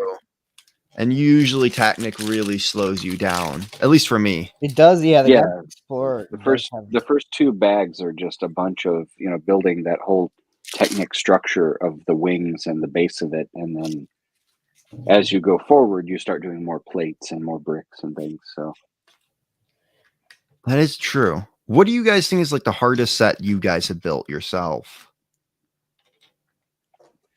the art project mosaic behind me, that one. Really? Yes, because I don't know if you've done one of those, but it's all sitting and counting and putting the dots down, like counting across rows. 1, 2, 3, 4, 5, dot 1, 2, and that the whole build is like that. So it looks great on the wall, and I like it on the wall, but it was an extremely tedious build. Yeah, I bought 3 of the Sith art sets to do the big Darth Vader. And like I started it and it didn't get complete for maybe like 4 or 5 months because it's just like sitting down and doing that. You can only do it for so long before it's just like, this is the most annoying thing in the whole world. Yeah, it's one of those things that when I was working on it, I had to get like some music going and kind of have some discords that I like over to one side so that I could sort of look up and read something, or just I had to have other stimulus for my brain while I was working on it, because it is very tedious counting and putting the little dots down. But once you finish, it looks really cool. It's fun to have, but it was not a pleasant build experience. Yeah, I think there's a lot of cool stuff you can do with dots, like in that style. Like it's basically just pixel art. Like you can, you just got to do a pixel thing and you can easily make up some cool stuff. But I just like that. It just sounds awful to me. Like just, it's so much like, as you said, it's tedious work. And that just, I don't think I could just do that for hours on end. Yeah, I don't know. I think it takes a certain kind of mindset to do mosaic stuff like that. I agree. Yeah. I mean, some people really get into it. If you have the kind of mind that enjoys, I don't know, the sort of that type of thing, then I could see, how someone might enjoy that. I'm just not. My mind did not enjoy that process. No, for sure. I'll say for me, when I worked at the Lego store, back when like the BMW, what's it called? The BMW, is it called a Motor Rad, I think? Back when that set came out, they had me put that thing together, and like I spent the whole shift doing that, and I hated it. I dislike Technic. Their sets look so cool once they're finished, but I cannot do it. No, Technic's one of those other things like that. I did the electronic remote control car, one of them, and by the end of it, I was just like, I'm not doing one of these again. Yeah, I have a. Go. I was gonna say I have a great appreciation for what people do with Technic, but I am not good at it myself. I did the Barcelona Stadium for my Lego store when that came out, and I hated that set. Didn't even do that much of it. I just hate it because literally you're building the same thing and it's just going like this all the way around. And we were all just like taking it in turns because it was just miserable to do for us. I guess I get they must sell, but I never understood why Lego made 3 football stadiums. Well, they did. They do well in Europe, I'm pretty sure. Yeah, because working at like a Lego store in the US, it's like definitely, it's like, man, those things just sit on the shelves, and it's like the most annoying thing too. It's like people come in. I know because I'm in Georgia. People come in. They gonna make the Bulldog Stadium? It's like, oh gosh, yup. Well, maybe if the Georgia Bulldogs were like an international team, they might, but they're just not gonna. They're not well known enough. Maybe that's what Target exclusive should be. Because legitimately, no, you're right though. Like I used to get like, oh, when are they gonna do the Yankee Stadium? Like stuff like that. 'Cause Yeah. that's big up in New York. And I'm like, I don't know. And I'm probably guessing they're not going to. I'm just gonna smile and nod my head here because I don't know. Like I'm just selling the product. I don't Yeah, that's something that is kind of, I don't know that the sports themes have done all that well with Lego. know. I could see brick heads of famous athletes maybe being a bit successful. But I when Lego has, I mean, I've been around the hobby long enough that I've seen soccer come and go, and the NHL, the hockey sets that came out with those weird little bionicle looking hockey player things, those flopped hard. I know that there was like a strike or something that happened that didn't help anything, but and the NBA little things that had some of the famous players and stuff, I don't think those did all that well either. So I don't really know if Lego is gonna go after that.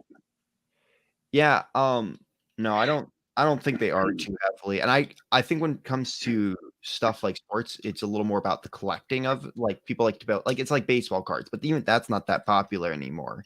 I do like it that you could like make yourself into some of the players. But the Seinfeld and Friends sets, the Seinfeld only came out last year, and those do really well.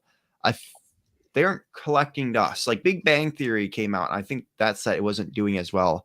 But I'm pretty sure, like at least when I was working there, the $60 Friends set was there for a bit and was doing well. But I think the Office set is going to replace maybe like the Friends apartment or the other Friends set. But I feel like they need to have their like that needs to stop taking up Lego Ideas space and go and be its like own sort of thing and creator expert where they just make the rooms. Yeah, I don't think the Queer Eye set I don't think has done as well. No. It did. No. You know what I'm talking about as a Lego store employee. Did you also have 40 of those in your stock room? Like we got, so I hated that set because I had to unbox 100 of them. And I think we sold maybe like 4 or 5. And then most of them, like a few of them were returned too.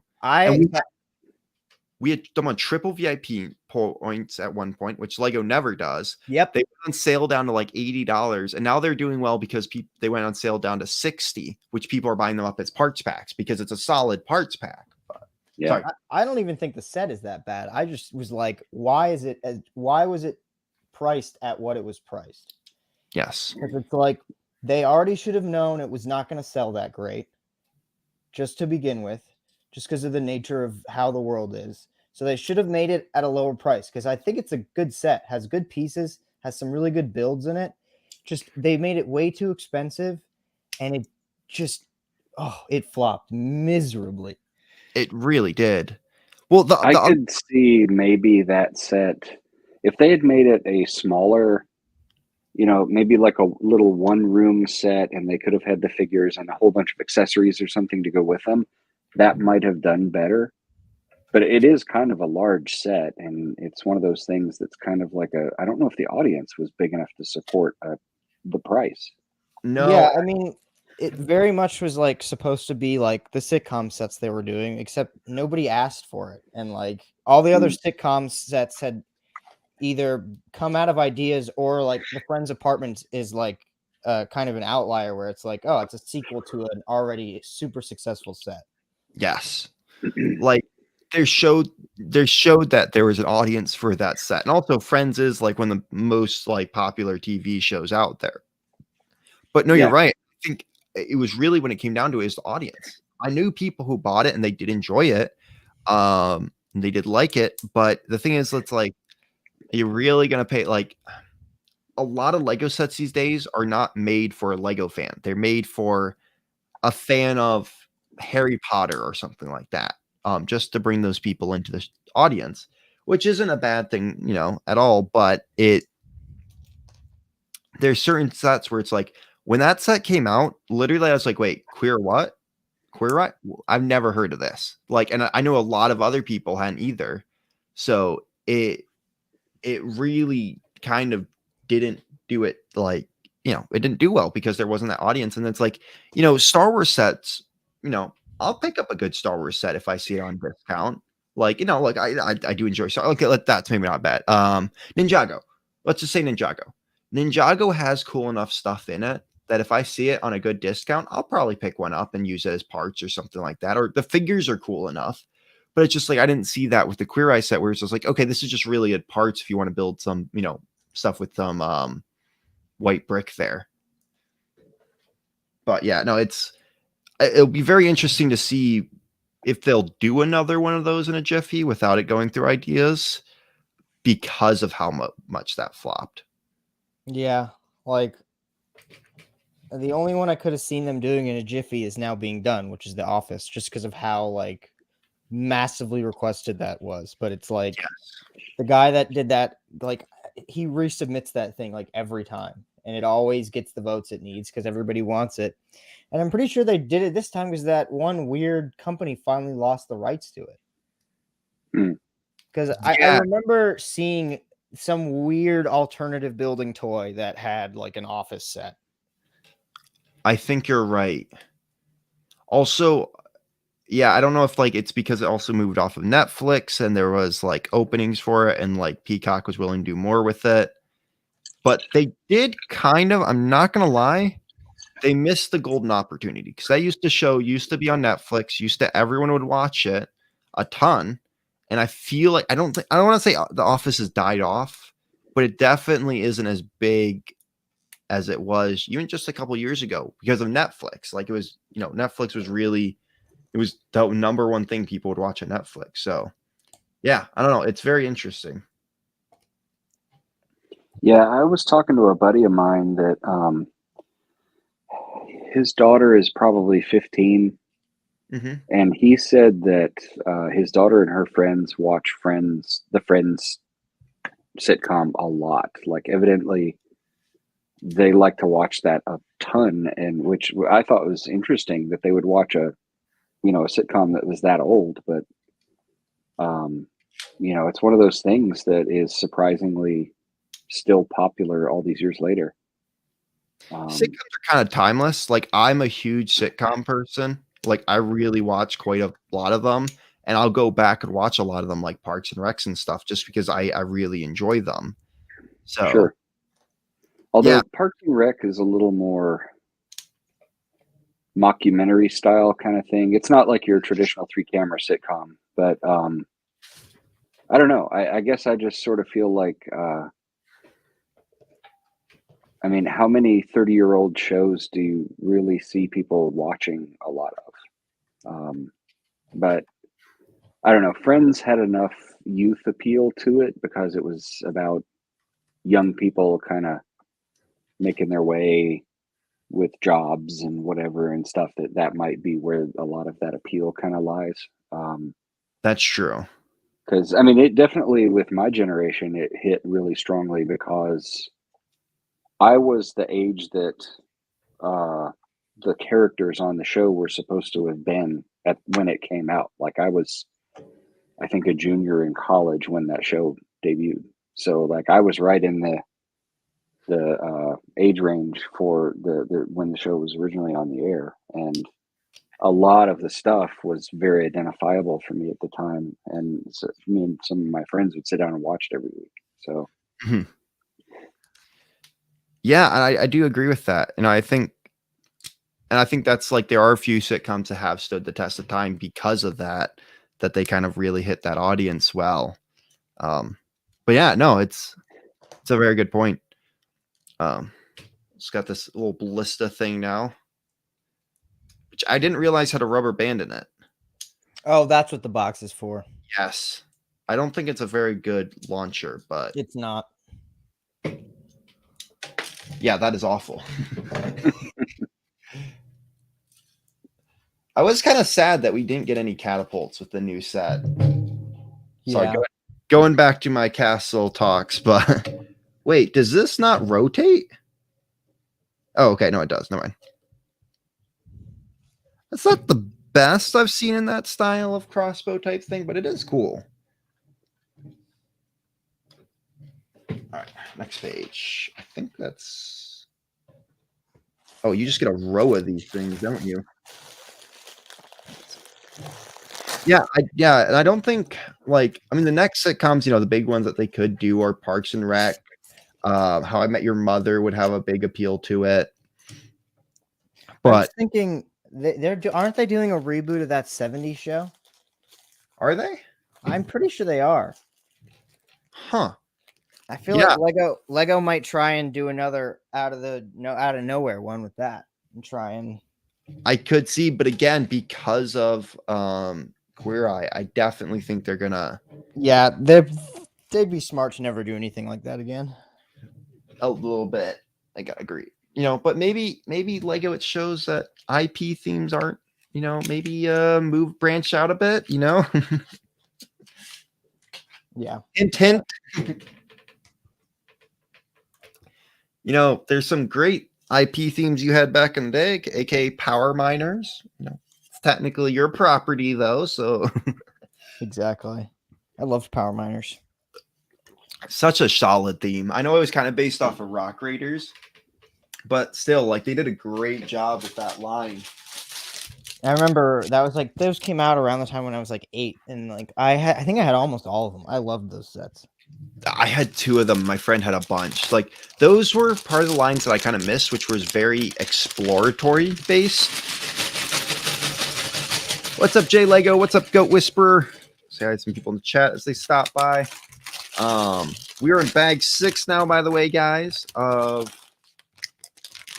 the Viking ship. One more. I think I'm just gonna finish this setup today. I don't. If you That's guys the can, last bag, isn't it? one more. You got to build the sea serpent. Oh, I totally forgot about the sea serpent. Yes, because it is Viking ship and Midgard serpent. I kind of forgot about that.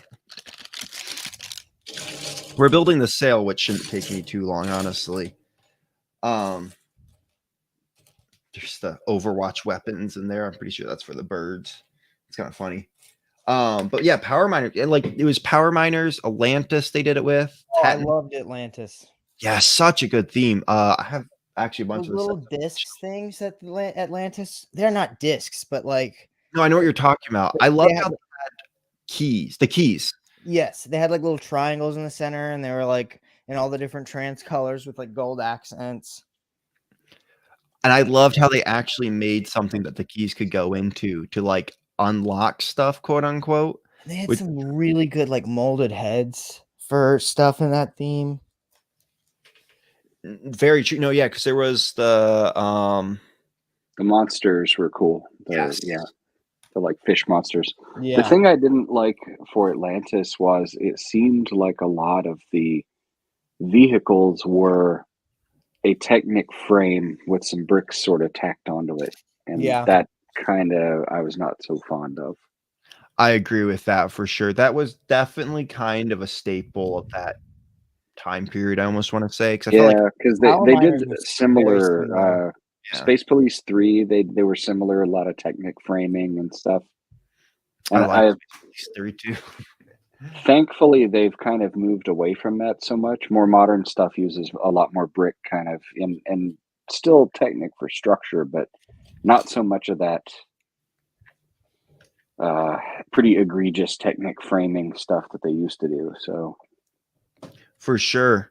And yeah, as I was trying to say, no, that's a good point. I actually didn't even think about that, but you are right, and I do think that was even Fantasy Era of Castle, which came out around that period, kind of had some of the bigger vehicles that were like that. But I think that is kind of a big part of Lego for that time period, which was very exploratory. You had, even the movie Clutch Powers, which kind of had a lot of that stuff in it. Because there's Power Miners, which is exploring underground. They had Atlantis, which was underwater. Space Police 3, technically, and even Mars Mission was very much exploring outer space. There's a few other ones. I feel like I'm missing some other ones that. Oh, what's going on? I don't know who was calling me, but it wasn't important. They're trying to reach you about your car's warranty. Uh-oh. I get spam calls every day. I hate it so much. We all do. The worst part is they call asking for my mom, And it's the same place too, and I've blocked their phone number in my phone, and yet it still comes through somehow. Apple not doing its job. Yeah, it was really funny to me going back to Clutch Powers. It's funny to me that he's shown up on a couple episodes of Ninjago. I don't know if you guys have ever seen any of that. I have seen the first 2 seasons of Ninjago. I feel like I need to get into Ninjago fully at some point just to watch The it. minifig in the Yeah. Ninjago City of Gardens. Yeah, well, my son was watching Ninjago, and I remembered Clutch Powers from when he was like a thing years ago. But then Yes. Paul was watching Ninjago on Netflix or something, and they had Clutch Powers show up, and he's like this sort of washed up hero that takes them to a secret temple thing or whatever. And I was kind of laughing at it, and he's like, "What?" And I'm like, "It's Clutch Powers." And he's like, "Yeah, so what?" And just kind of, it's just something that made me chuckle that they brought that character back as a side character in Ninjago. Well, there's actually a reference to him in the season that I've seen of it where they go, "Oh yeah, it was found by some old archaeologist named Clutch Powers." And you're right. Yeah. It's funny to me that I would love to have seen if we'd gotten a kind of reboot of him at some point, or him in a few other sets.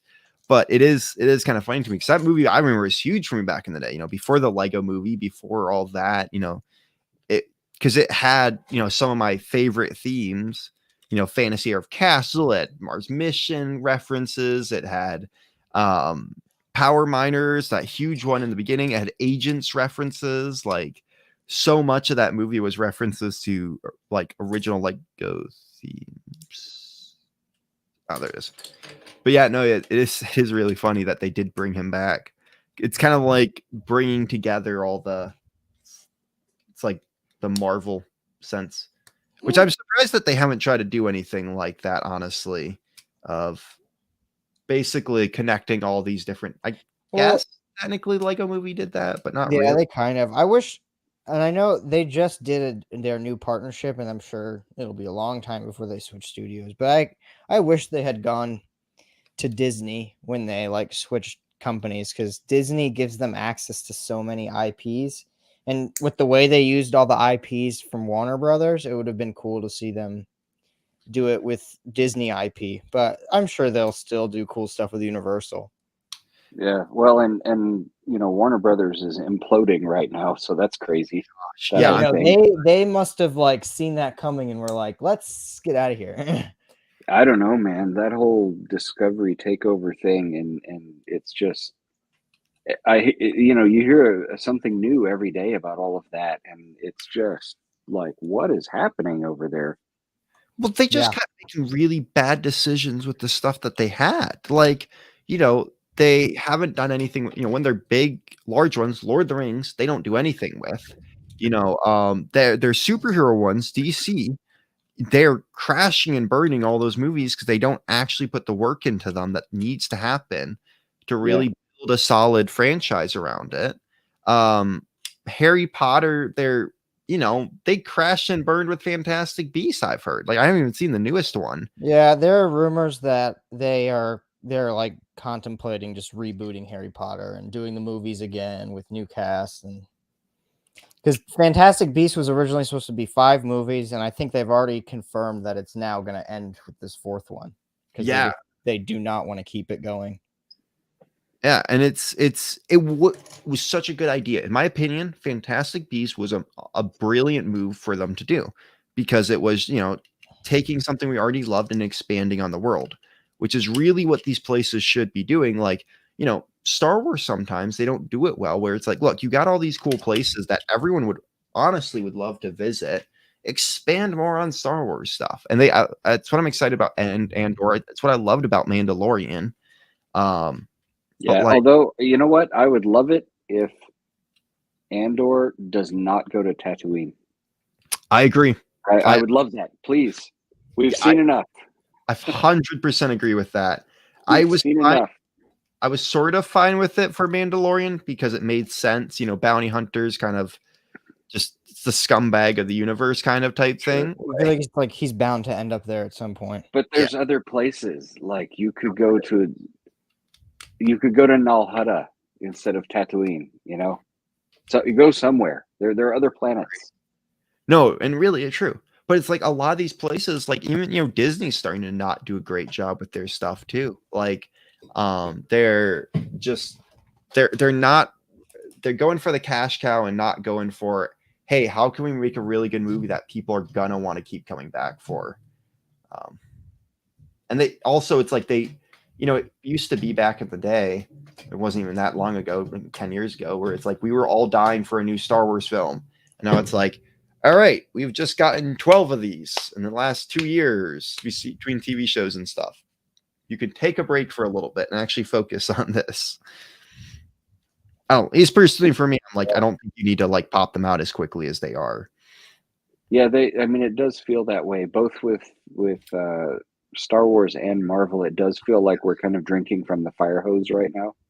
And, they could kind of, they could back down just a little bit for, either or both of those properties, just sort of like give people a little time to want more, Yes. I definitely agree with that. And I think it's my biggest thing right now. And it's like, I can't I don't go and see every Marvel movie like I used to. That was a big event. Oh, a new one's coming out. I'm going to go watch that day one. I'm just like, no, I'll just wait for Disney Plus. Like, I don't know whether or not this is going to be good or not. So I'll just kind of wait until it comes out on Disney Plus so I can actually like not have to spend money on it, quote unquote. Yeah. I'm still on the Marvel train because I have a 10-year-old. Yeah. So that's kind of, for Paul, being a 10-year-old, Marvel is like his Star Wars, so to speak. I grew up when Star Wars was the only huge thing, and now there's a wealth of everything. But for him, he's grown up with Marvel, and that's like his big thing. That he was a little bit too young to be on the Harry Potter train. He likes Harry Potter. He's seen the movies, but he wasn't on that train. He's a little too young for it, but he's had Marvel his whole life. So for him, that's like, we still go to all the Marvel movies and all that because that's, that was a huge moment in his childhood. Like when Tony dies and, Endgame, like he was crying next to me in the theater. Like it was a big heartfelt moment in his life. So, it's one of those things that it's interesting to see, kind of, yeah, a lot of us were crying, but for sure. Yeah, no, it is really interesting. I didn't actually think about that, because it's like I was kind of during the part of the first, like last three. I guess I can't really say last three. It was the prequels kind of came out. I grew up on Lord of the Rings too, like so. For me, it's like I feel like recently they don't have good sci-fi, not sci-fi, fantasy stuff for people to enjoy. It's all sci-fi and superheroes. Whenever you get shows these days. Kind of the fantasy stuff was all Game of Thrones, and I don't really feel like watching that personally. So although I gotta say I'm geeking out for Rings of Power. I'm excited about that. I was a Lord of the Rings. Yeah, I was a Lord of the Rings nerd before the Lord of the Rings movies came out. Like I'd read the books many times, and the Silmarillion, which is not an easy read. It kind of reads like stereo instructions. But still, like I was a nerd for Lord of the Rings even then, and the stuff that I've seen of Rings of Power so far, I've been pretty excited about. I can heavily agree there. That it's just kind of I'm interested to see what they do. I'm nervous. I will say that it's not, these people mess up all the times on this, but thankfully it's Amazon Prime and they've had some pretty successful hits. Yeah, well, the visual design that I have seen looks good to me, at least. I agree. And being a visual person, I'm a graphic designer. The visual stuff for me is really important. So seeing the stuff on the screen and the they've got like the Numenorian sails that look like the bird motif, which I don't know if you guys have noticed, but the ships with the sails that are on the ships that look like a bird's wings. It's the same symbol that's on the front of Aragorn's crown when he gets crowned in Return of the King. I did not notice that. I haven't Look at the paid- front of his crown. It looks like bird wings with a kind of a diamondish kind of shape. And the Numenorian ships look exactly like that in the Rings of Power trailer. That's really cool. Yeah. So the fact that they are carrying over some of that kind of imagery and the distinct cultural styles differences, you Mhm. know, that were established in the Lord of the Rings movies, you know, the work that John Howe and Alan Lee did with the you know, the dwarves stuff is very geometric and angular, and the elven stuff looks very natural and kind of like Art Nouveau kind of thing. And then the Gondor has a lot of that Numenorian imagery with bird wings, lots of you know, ocean bird wings and stuff in their armor and their helmets and their symbology and stuff, and the white tree and all of that. If you look at the, I mean, I nerded out over the Rings of Power trailer and like frame by framed it, like went through and looked at all the stuff that they had in there, and they've maintained the visual language. Yeah, and I agree with that because I mean that's something like even The Hobbit was a little bit. I enjoyed The Hobbit. I will put that out there. I was, you know, it's not the best. You know, there's something about the original Lord of the Rings, but there was stuff I really did enjoy about The Hobbit, and there are kind of that same feel to it in the Amazon show. So Yeah, the Maple Films edit of The Hobbit was pretty good because it kind of tightened up a lot of the, you know, it made basically 1 4-hour long cut. okay, Which I didn't- I personally I like that better than the actual, you know, it tries to get it as close to the books as they could with what they had. So I appreciate it a little Mhm. more. Ethan, you were gonna say something. Yeah, I didn't realize until very recently that The Hobbit was not well accepted by the Lord of the Rings community. I never realized that because I was like a young kid when those movies came out and I saw them all in the movie theaters, and I was obviously like too young to actually be able to gauge whether or not what I was watching was like a good product or not. But yeah, I never realized until like very recently that the Hobbit films were not widely liked. Yeah, which I was kind of surprised by because my first movie I saw was The Decimation of Smog in movie theaters. Like the first movie I saw in theaters was the second movie for that. So I was in the same boat where I was like, oh, like, you know, these were really cool. Like I enjoyed the action in them. And I've kind of always enjoyed the action in Lord of the Rings. And I was just like, oh, this was not as I always took it as when I was a kid. Well, and I grew yeah, up. I go grew ahead. up. You were, I grew up. My grandparents like had all these VHS tapes they used to just like record movies off of TV. So when I was really young, I watched the Hobbit cartoon from a long time Mhm. ago. I would watch that over and over and over on repeat. So I really liked the Hobbit as a kid. My friend had the Hobbit video game for the GameCube, which is a very solid take on the Hobbit. There's stuff added in, but it is very solid how they did it. So I was a huge fan of that. So yeah, no, I was the same way. I loved the book. I loved the video games and stuff. And I enjoyed the movies. Yeah, so I've said that multiple times. I need to stop psychoing. yeah, I mean, I enjoyed parts of the movies, which is why I like the film edit that I recommended, was because it goes through and it removes most of the crappy romance that they shoved in there. Oh yeah, that was a total invention put in by the movie studio. Like I remember Evangeline Lilly saying that she agreed to do the role and stipulated that she did not want it to be like a love interest whatever thing, and then the movie studio turned it into that, like, behind her back, and she was kind of pissed about it, and it ended up not being very good in the movie anyway. It was just really kind of just not one of the better parts of the movie. And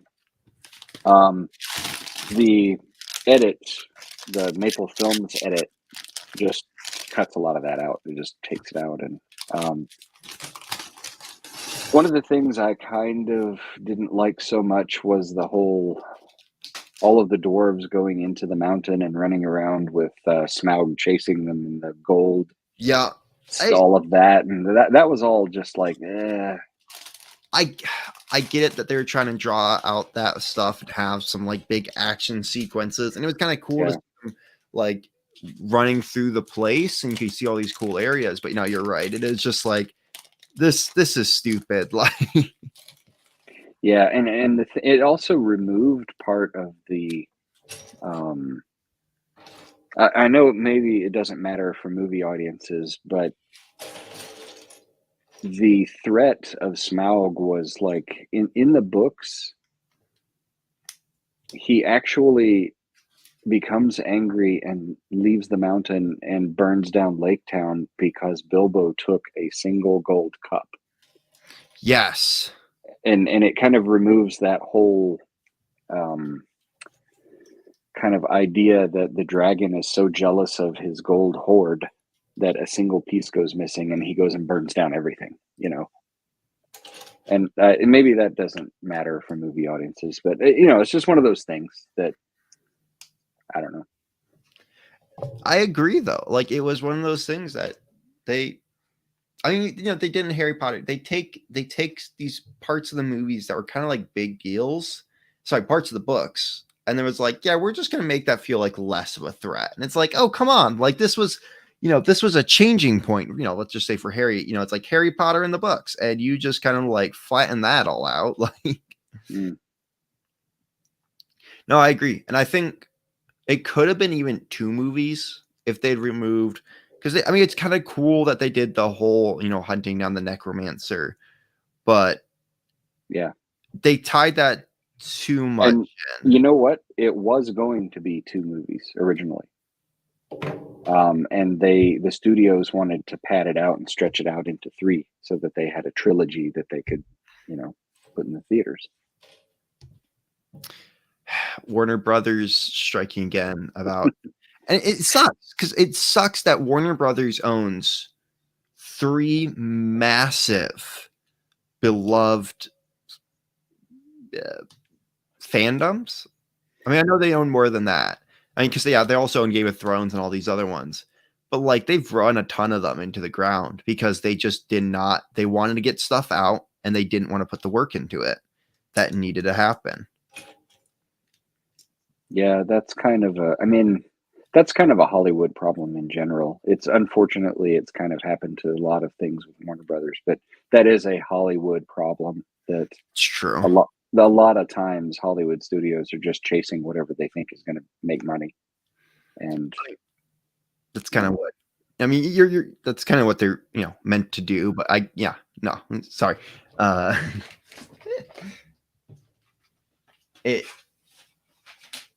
Wait. Okay, I'm doing that. This shouldn't take me too long, and then we'll finish up right after that.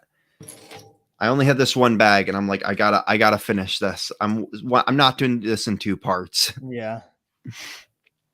Was it? I thought it might need 2 parts, but just got into the groove of things. I saw Chef playing with the Lamborghini, and that was a really cool set. The construction of the back half of that car is very cool. Oh, yeah, They no. angled all that stuff in there. This set is really cool. This Yeah, is, I think, some of the recent Street Champion sets have had some really interesting building in them.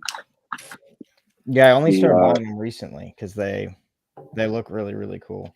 Yeah, I bought the Ford GT set, and it's got some neat stuff going on, and especially the Ford Bronco. Even though I don't care anything about the truck, this thing has some crazy snot work going on with brackets going all these different directions and stuff. Oh wow! I don't know if you've built this one yet, but it's just like the entire thing is just brackets and angles and cheese slopes and things all different directions, and it was really a very interesting build. That was in the back of the Lego store I worked at. It was never on display because I think It came out the year prior, but every time I saw it, I would always pick it up and just touch it because it's just such a cool build. Hmm. I feel like Speed Champion is a very solid line that isn't touched a lot by fans, or as much as like because they make solid cars. I've built in a couple of the sets, and you're right. They do very solid builds for them. They look really good. And I like they did the James Bond car and the shoot, what's it called? The Aston Martin, or no, that's the Dodge, the Charger.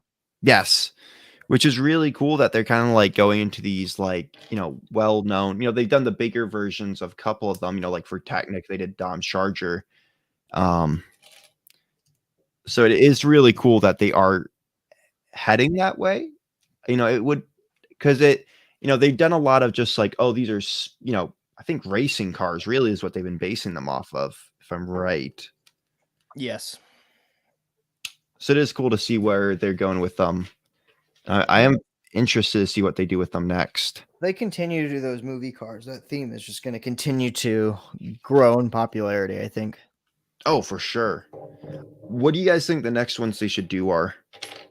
If I'm not mistaken, there's a rumor already of what at least the next movie car is going to be.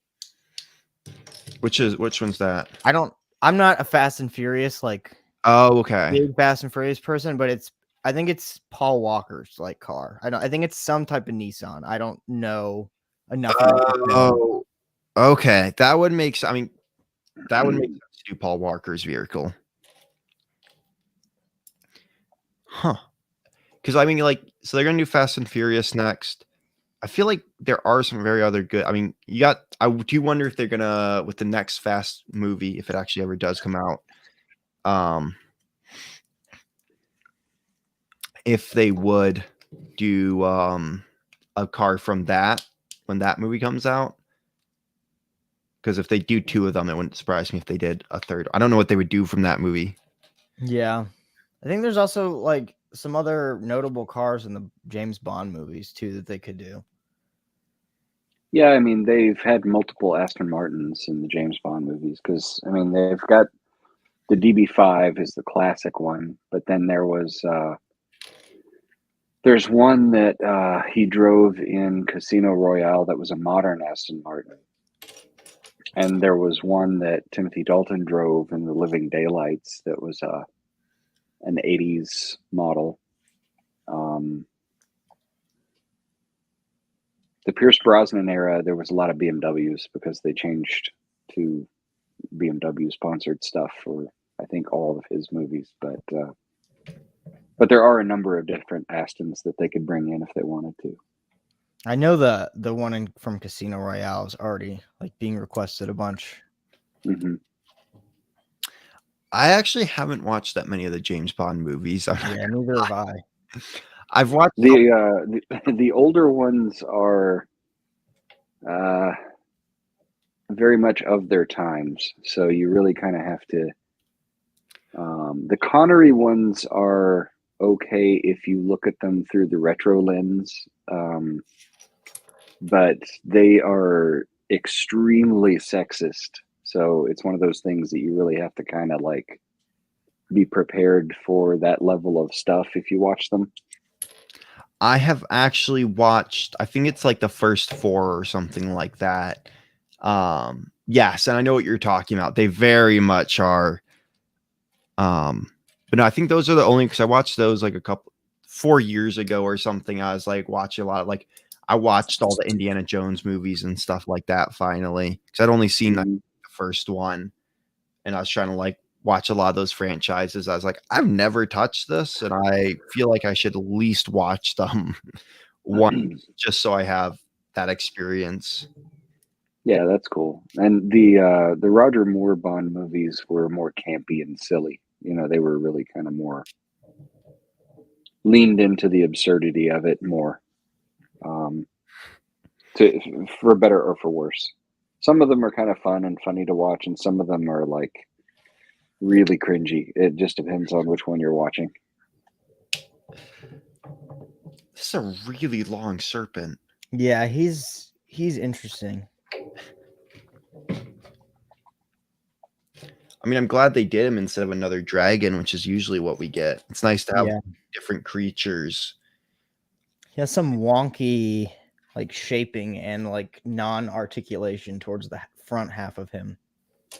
I haven't gotten to that yet. I've only got so far. I have you built the other 2 builds to this? No, I have not. I don't want to at all. They just I rarely ever build. First off, I rarely ever get the 3-in-1 sets. And then if I do, I'm like almost never going to take it apart to do the alternate builds. I made that mistake with the 3-in-1 pirate ship. And I built the 2 different versions of it, and I should have built in the ship last, but I thought I was going to keep the building. And so I built Skull Island and then the ship and then the building, and I didn't like the building as much as I thought I was going to. So I then turned it back into the ship, and it took me like a month because I just like so not wanting to touch it at all. Yeah. And I like that you can do the alternate builds. It really helps for people. Like, if I didn't have a lot of money, I think I'd love the 3-in-1 line because it's like, oh, I can build and enjoy the set multiple times with different styles. But also I'm like, I don't really want to tear this apart at all. Yeah.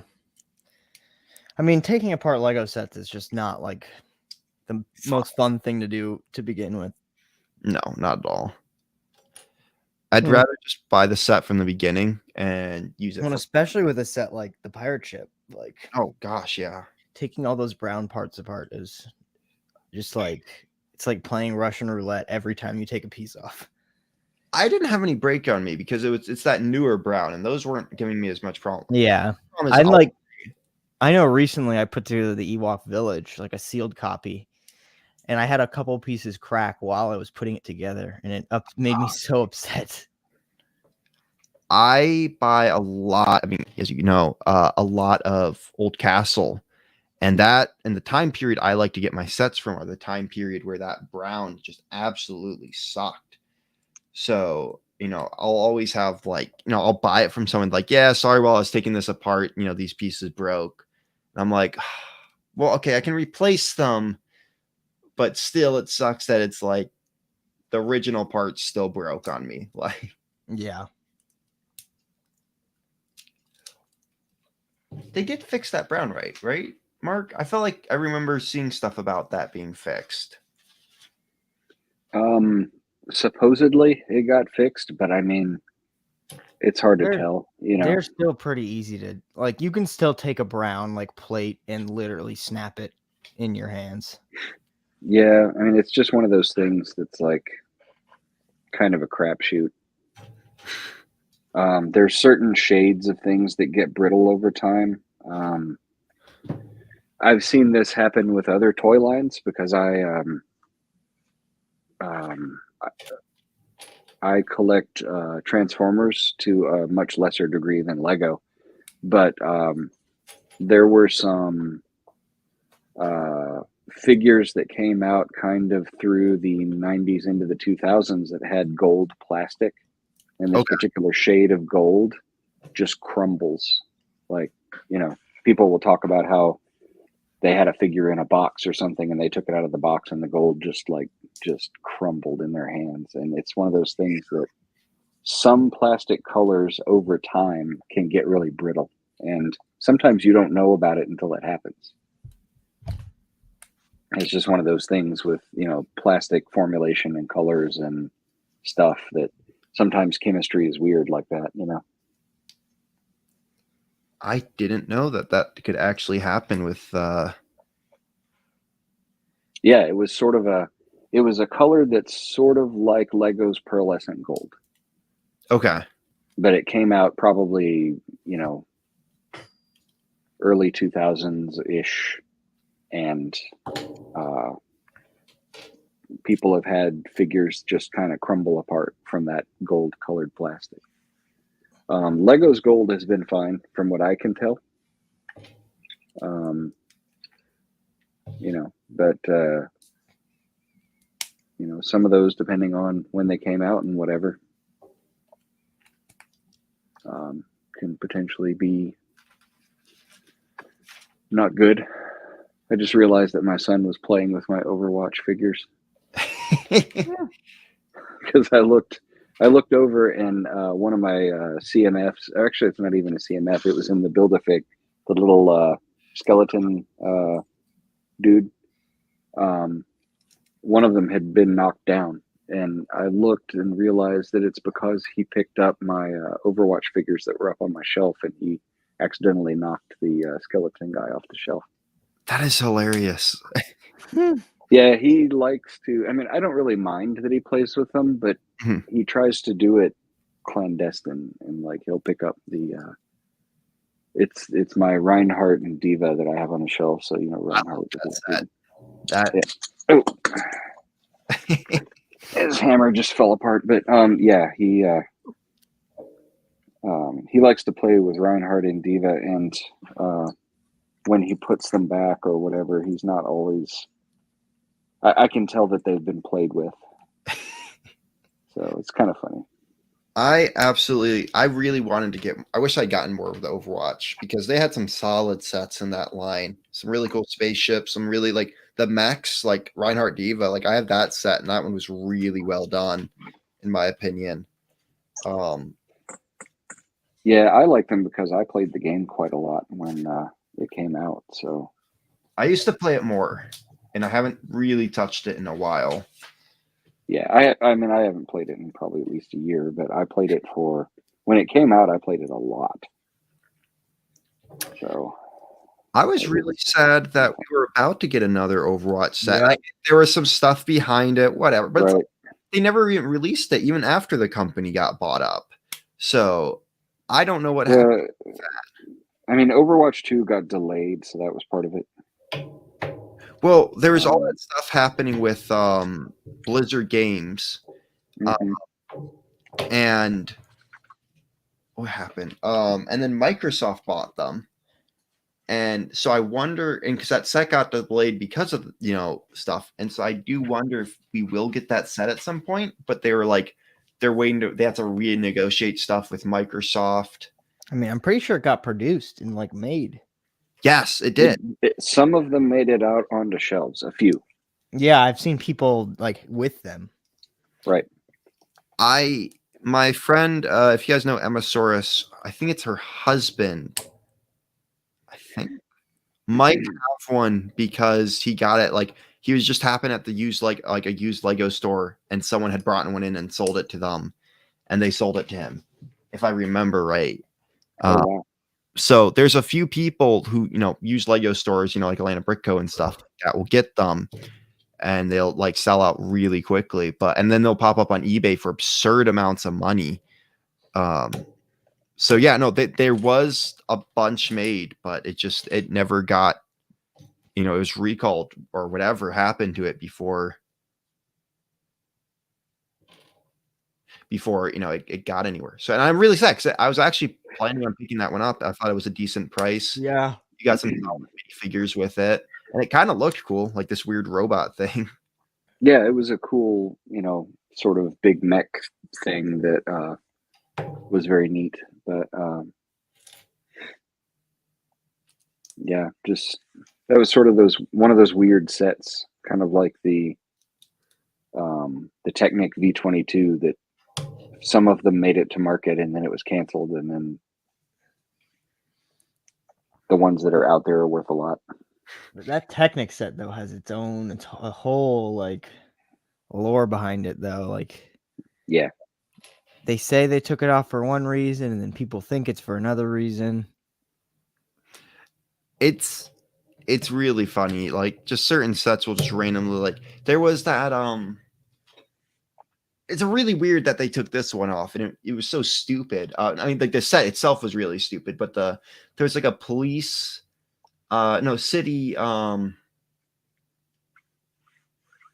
Oh, I think I know which set you're talking about. it was Robber's Hideaway or something like that, and it's like giant stick of TNT on the top, and like it was just this like really weird looking set, and they took it off. And I get, there was a lot of stuff around that time period of why, But I was just like, okay, I mean, that's fine. But Doggy. It's doggy time. She wants loves. Doggy cam. There we go. Doggy. She doesn't like it when I sit at my build table because she can't get up and snuggle, and that's not good for doggies. So, Yeah. that's why I don't. Well, also my roommates are allergic to pets, so well, they're allergic to cats, and that's the only pet I own. So, wasn't there's a few? Oh, it's kind of funny because the superhero mechs, those got sent out to the people on LAN before they recalled them because of the issue. right. So Mini Superheroes today actually has all 3 of them still sealed in the boxes with the prom in it. So it's probably not worth a lot because there's better versions of it. I mean, he can't sell them in general because of land rules, but still, it's really funny to me that there's certain sets they'll make it out into the wild, and now they're like sought after sets. I mean, even Bricklink, the early Bricklink designer program stuff goes for crazy amounts. Yeah, I have one of them. Which one? It's like probably the least cool of all of them. It's the story of the brick one where it has like the little vignettes of like the history of the Lego group. I don't even remember that one. Let me go grab it.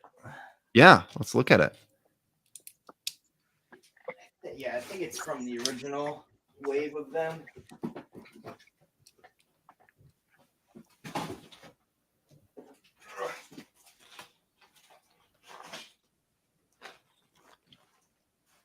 Oh, okay. This one, what's it called? Where's the... Ugh. What is it called? It doesn't even have the name of it on it. Oh, here it is. It's just called the Lego Story. Oh yeah. Does it look like the little factory thing or whatever?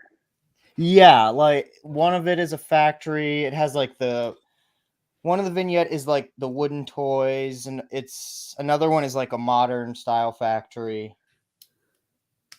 That's cool. Yeah, I've never built it, but I mean, they go for that first wave. Like I look into the Castle in the Forest all the time because it's one of my top 3 most wanted castle sets because it's very solidly well done. It's just really good one. And it's like, $450 is the average price of it from what I see. And I'm like, jeez. I'm still waiting on one. I think it's from the 3rd round at the modular Lego store. Okay. That one hopefully says it's going to ship sometime in September. They take forever to get those out. I know some people already have it. Some of those went out already. Oh, really? Okay. Yeah. See, I've got all the Lego store I need from City of Lanterns because it had the classic set stickers. Yep. There you go. I love that. And I've got extra ones too because I bought extra copies of the set. I've got the sticker sheets with those classic. Oh, nice. There you go, Brad. Oh, I didn't Here it is. realize Yeah, it I just want came that castle. with actual set stickers. Oh yeah, there's Galaxy Explorer, Yellow Castle, Adventurers, Black Seas Barracuda. That's a Paradisa set, and that one was the Chinese New Year set. Yeah, that came out this new year. Yeah, that's literally sitting right next to me in my city. Right. Chinese New Year actually is And- like I built a couple of them when I worked at the Lego store. I really liked the ice pond they did. Like Yes. that has a lot of fun details. and Those sets are real there's- solid. There's also a 90th anniversary little dude. Huh. That's cool. It was pretty fun. Oh, and the Monkey King mech was also in the Lego. Sorry, having trouble holding the sticker sheet. That's the Monkey King mech, It's awesome. and that goes on a clear little window panel that you put inside the Lego store, so it looks like it's built inside of a display case. So that's pretty fun. Oh, okay. It was just a neat detail to put into that little Lego store build. They just put out another small Lego store, if I remember. Yes. Hmm. I feel like I have to get that one because I was planning on getting the big one from the ideas thing. Something happened. I was just like, I don't really feel like I need that. I don't regret it though. I mean, it's a cool set, but I think I bought a ton of other stuff that I definitely enjoyed. So, I mean, I just got it because I have a city. Then I was like, Oh, I need yeah. a modular scale Lego store for my city. aren't they doing for one? I think it was the last wave. They did a construction site. Yeah, I never Really? got it. I really wanted that. It was just too expensive. But yeah, no, that modular building is super cool, and I'm sure it'll sell for a ton of money aftermarket. Well, thankfully, more of those are on the market this time around. Yeah. Compared to like the first wave, it was very few and no one heard of it. So those sell. Like, I guess you could Well, sell the one you have there for just insane amounts. But yeah. like, And then they messed up the second time. They like let people order more than they were trying to make, and then once it happened, they were like, "Ugh, we'll just make them anyways." oh really? I didn't hear about that. Yeah, Were you guys talking about this one? yes. Yes. Okay. I don't know if I really knew about this. Yeah, it's part of that, the whole Bricklink designer program. Yeah, it's weird. Like Yeah. the whole thing is on Bricklink's website, and then when they do the pre-order, you like go to pre-order it, and then it goes to Lego's website, and you buy it through Lego. It's really weird because like if I go on Lego.com right now, I can see it in my orders on Lego.com. Okay. Yeah, well, I mean, Bricklink is partly owned by Lego. Yeah. Hmm. It probably just makes things easier with the whole system to do it Yeah. that way. But that is weird. I think probably we're coming up on another period of pre-ordering sets, I think. I wonder what the next wave is going to be. I think they're probably about to announce the next wave. Oh, really? When does that usually happen? It usually happens twice a year, so like once around like March, April, which is the last time when we saw like the construction site and Okay. some other, I forget what other sets.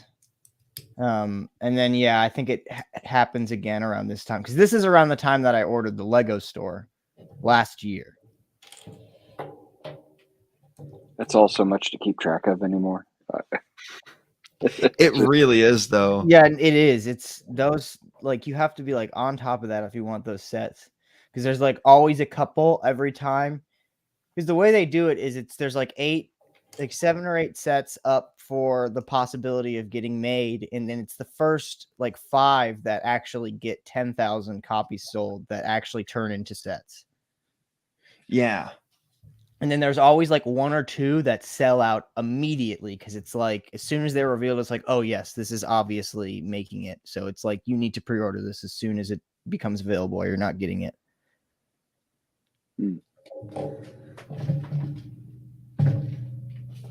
Oh, he's missing a piece. Uh-oh. Yeah, and I think I put it on a wrong spot. Now that I think about it. Maybe. Yeah, and no, with that, and that's like my thing is like every time, like I now have to be like on top of it looking because if there's a castle set, I need to get it. And it's like, I'm not missing out after that first one. So it's literally like if you don't want to stay up until like midnight to try to find it, you're just not going to get it. If I remember, actually, I think they come out like 3:00, which would be fine for me now because I can easily access that. Yeah, it is. They are good about that. They do it in like the middle of the day. What piece did I put this? All right, well, we're just going to kind of stick this here and see a little bit. Yeah, you're right about that top part here. It's a little bit funky. Yeah, it's weird. It's like a lot of just like Technic stuff all out of nowhere. You've been just like building normal system bricks the whole time. Yeah, so- I mean, they have a bunch of the click joints in it, but it is sort of odd. Yeah, because they got this like, whole like center, like that's part's not even filled in, which kind of annoys me. That's really weird. Yeah, and Oh, yeah. like the top half can't like be posed at all, really. Yeah, which it's like, yeah, no, this is the serpent itself is not a great design. I know it's like kind of left. Oh wait, there's these parts definitely go somewhere on this. There's too many of these to have them extra. It's almost like you should take the structure of the Shang-Chi dragon and put those color bricks on it to get a better dragon. Because the Shang-Chi dragon is actually a really nice build. No, yeah, agreed. I think you're right. That would make a better build. Yeah, the Shang-Chi dragon at least can be articulated all out Right. throughout. Well, they built it with the sort of belly of the dragon that attaches to that water plate, and then you can pose the rest of it, which is a better design than seemingly what they did with the serpent there. All right. Thoughts on the ship? I think the ship is very solid. A lot more room than I was expecting, and I really like how you can actually just take out the ballista in this part pretty easily to make it more of a warship. Big, but I like it. I'm definitely gonna add in rowing benches so I can have just like a really cool line of oars coming off this thing. Sail's pretty solid. Wish it was cloth. I think it's cool. I think I recommend getting this, especially the minifigures are solid, unlike some of the past ones we've gotten. So yeah, no, this is honestly solid set. Besides, I would give this like an 8 out of 10 because of the stupid thing. This is the weakest part of the set. So Yeah, the serpent's not great. no. And it's definitely one of those like, all right, we need these colors for other stuff, or we want this to be a little bit bigger a set. So this is what we're gonna add in. Which the only thing I don't like is there's also not a steering platform in the back. Like that would have been cool. I get it. They kind of don't go that way, but all right, we're gonna quickly wrap up this live stream here. Thank you to everyone, Brick Chef, Fleebnork, Cy, and Ben for all hopping on here.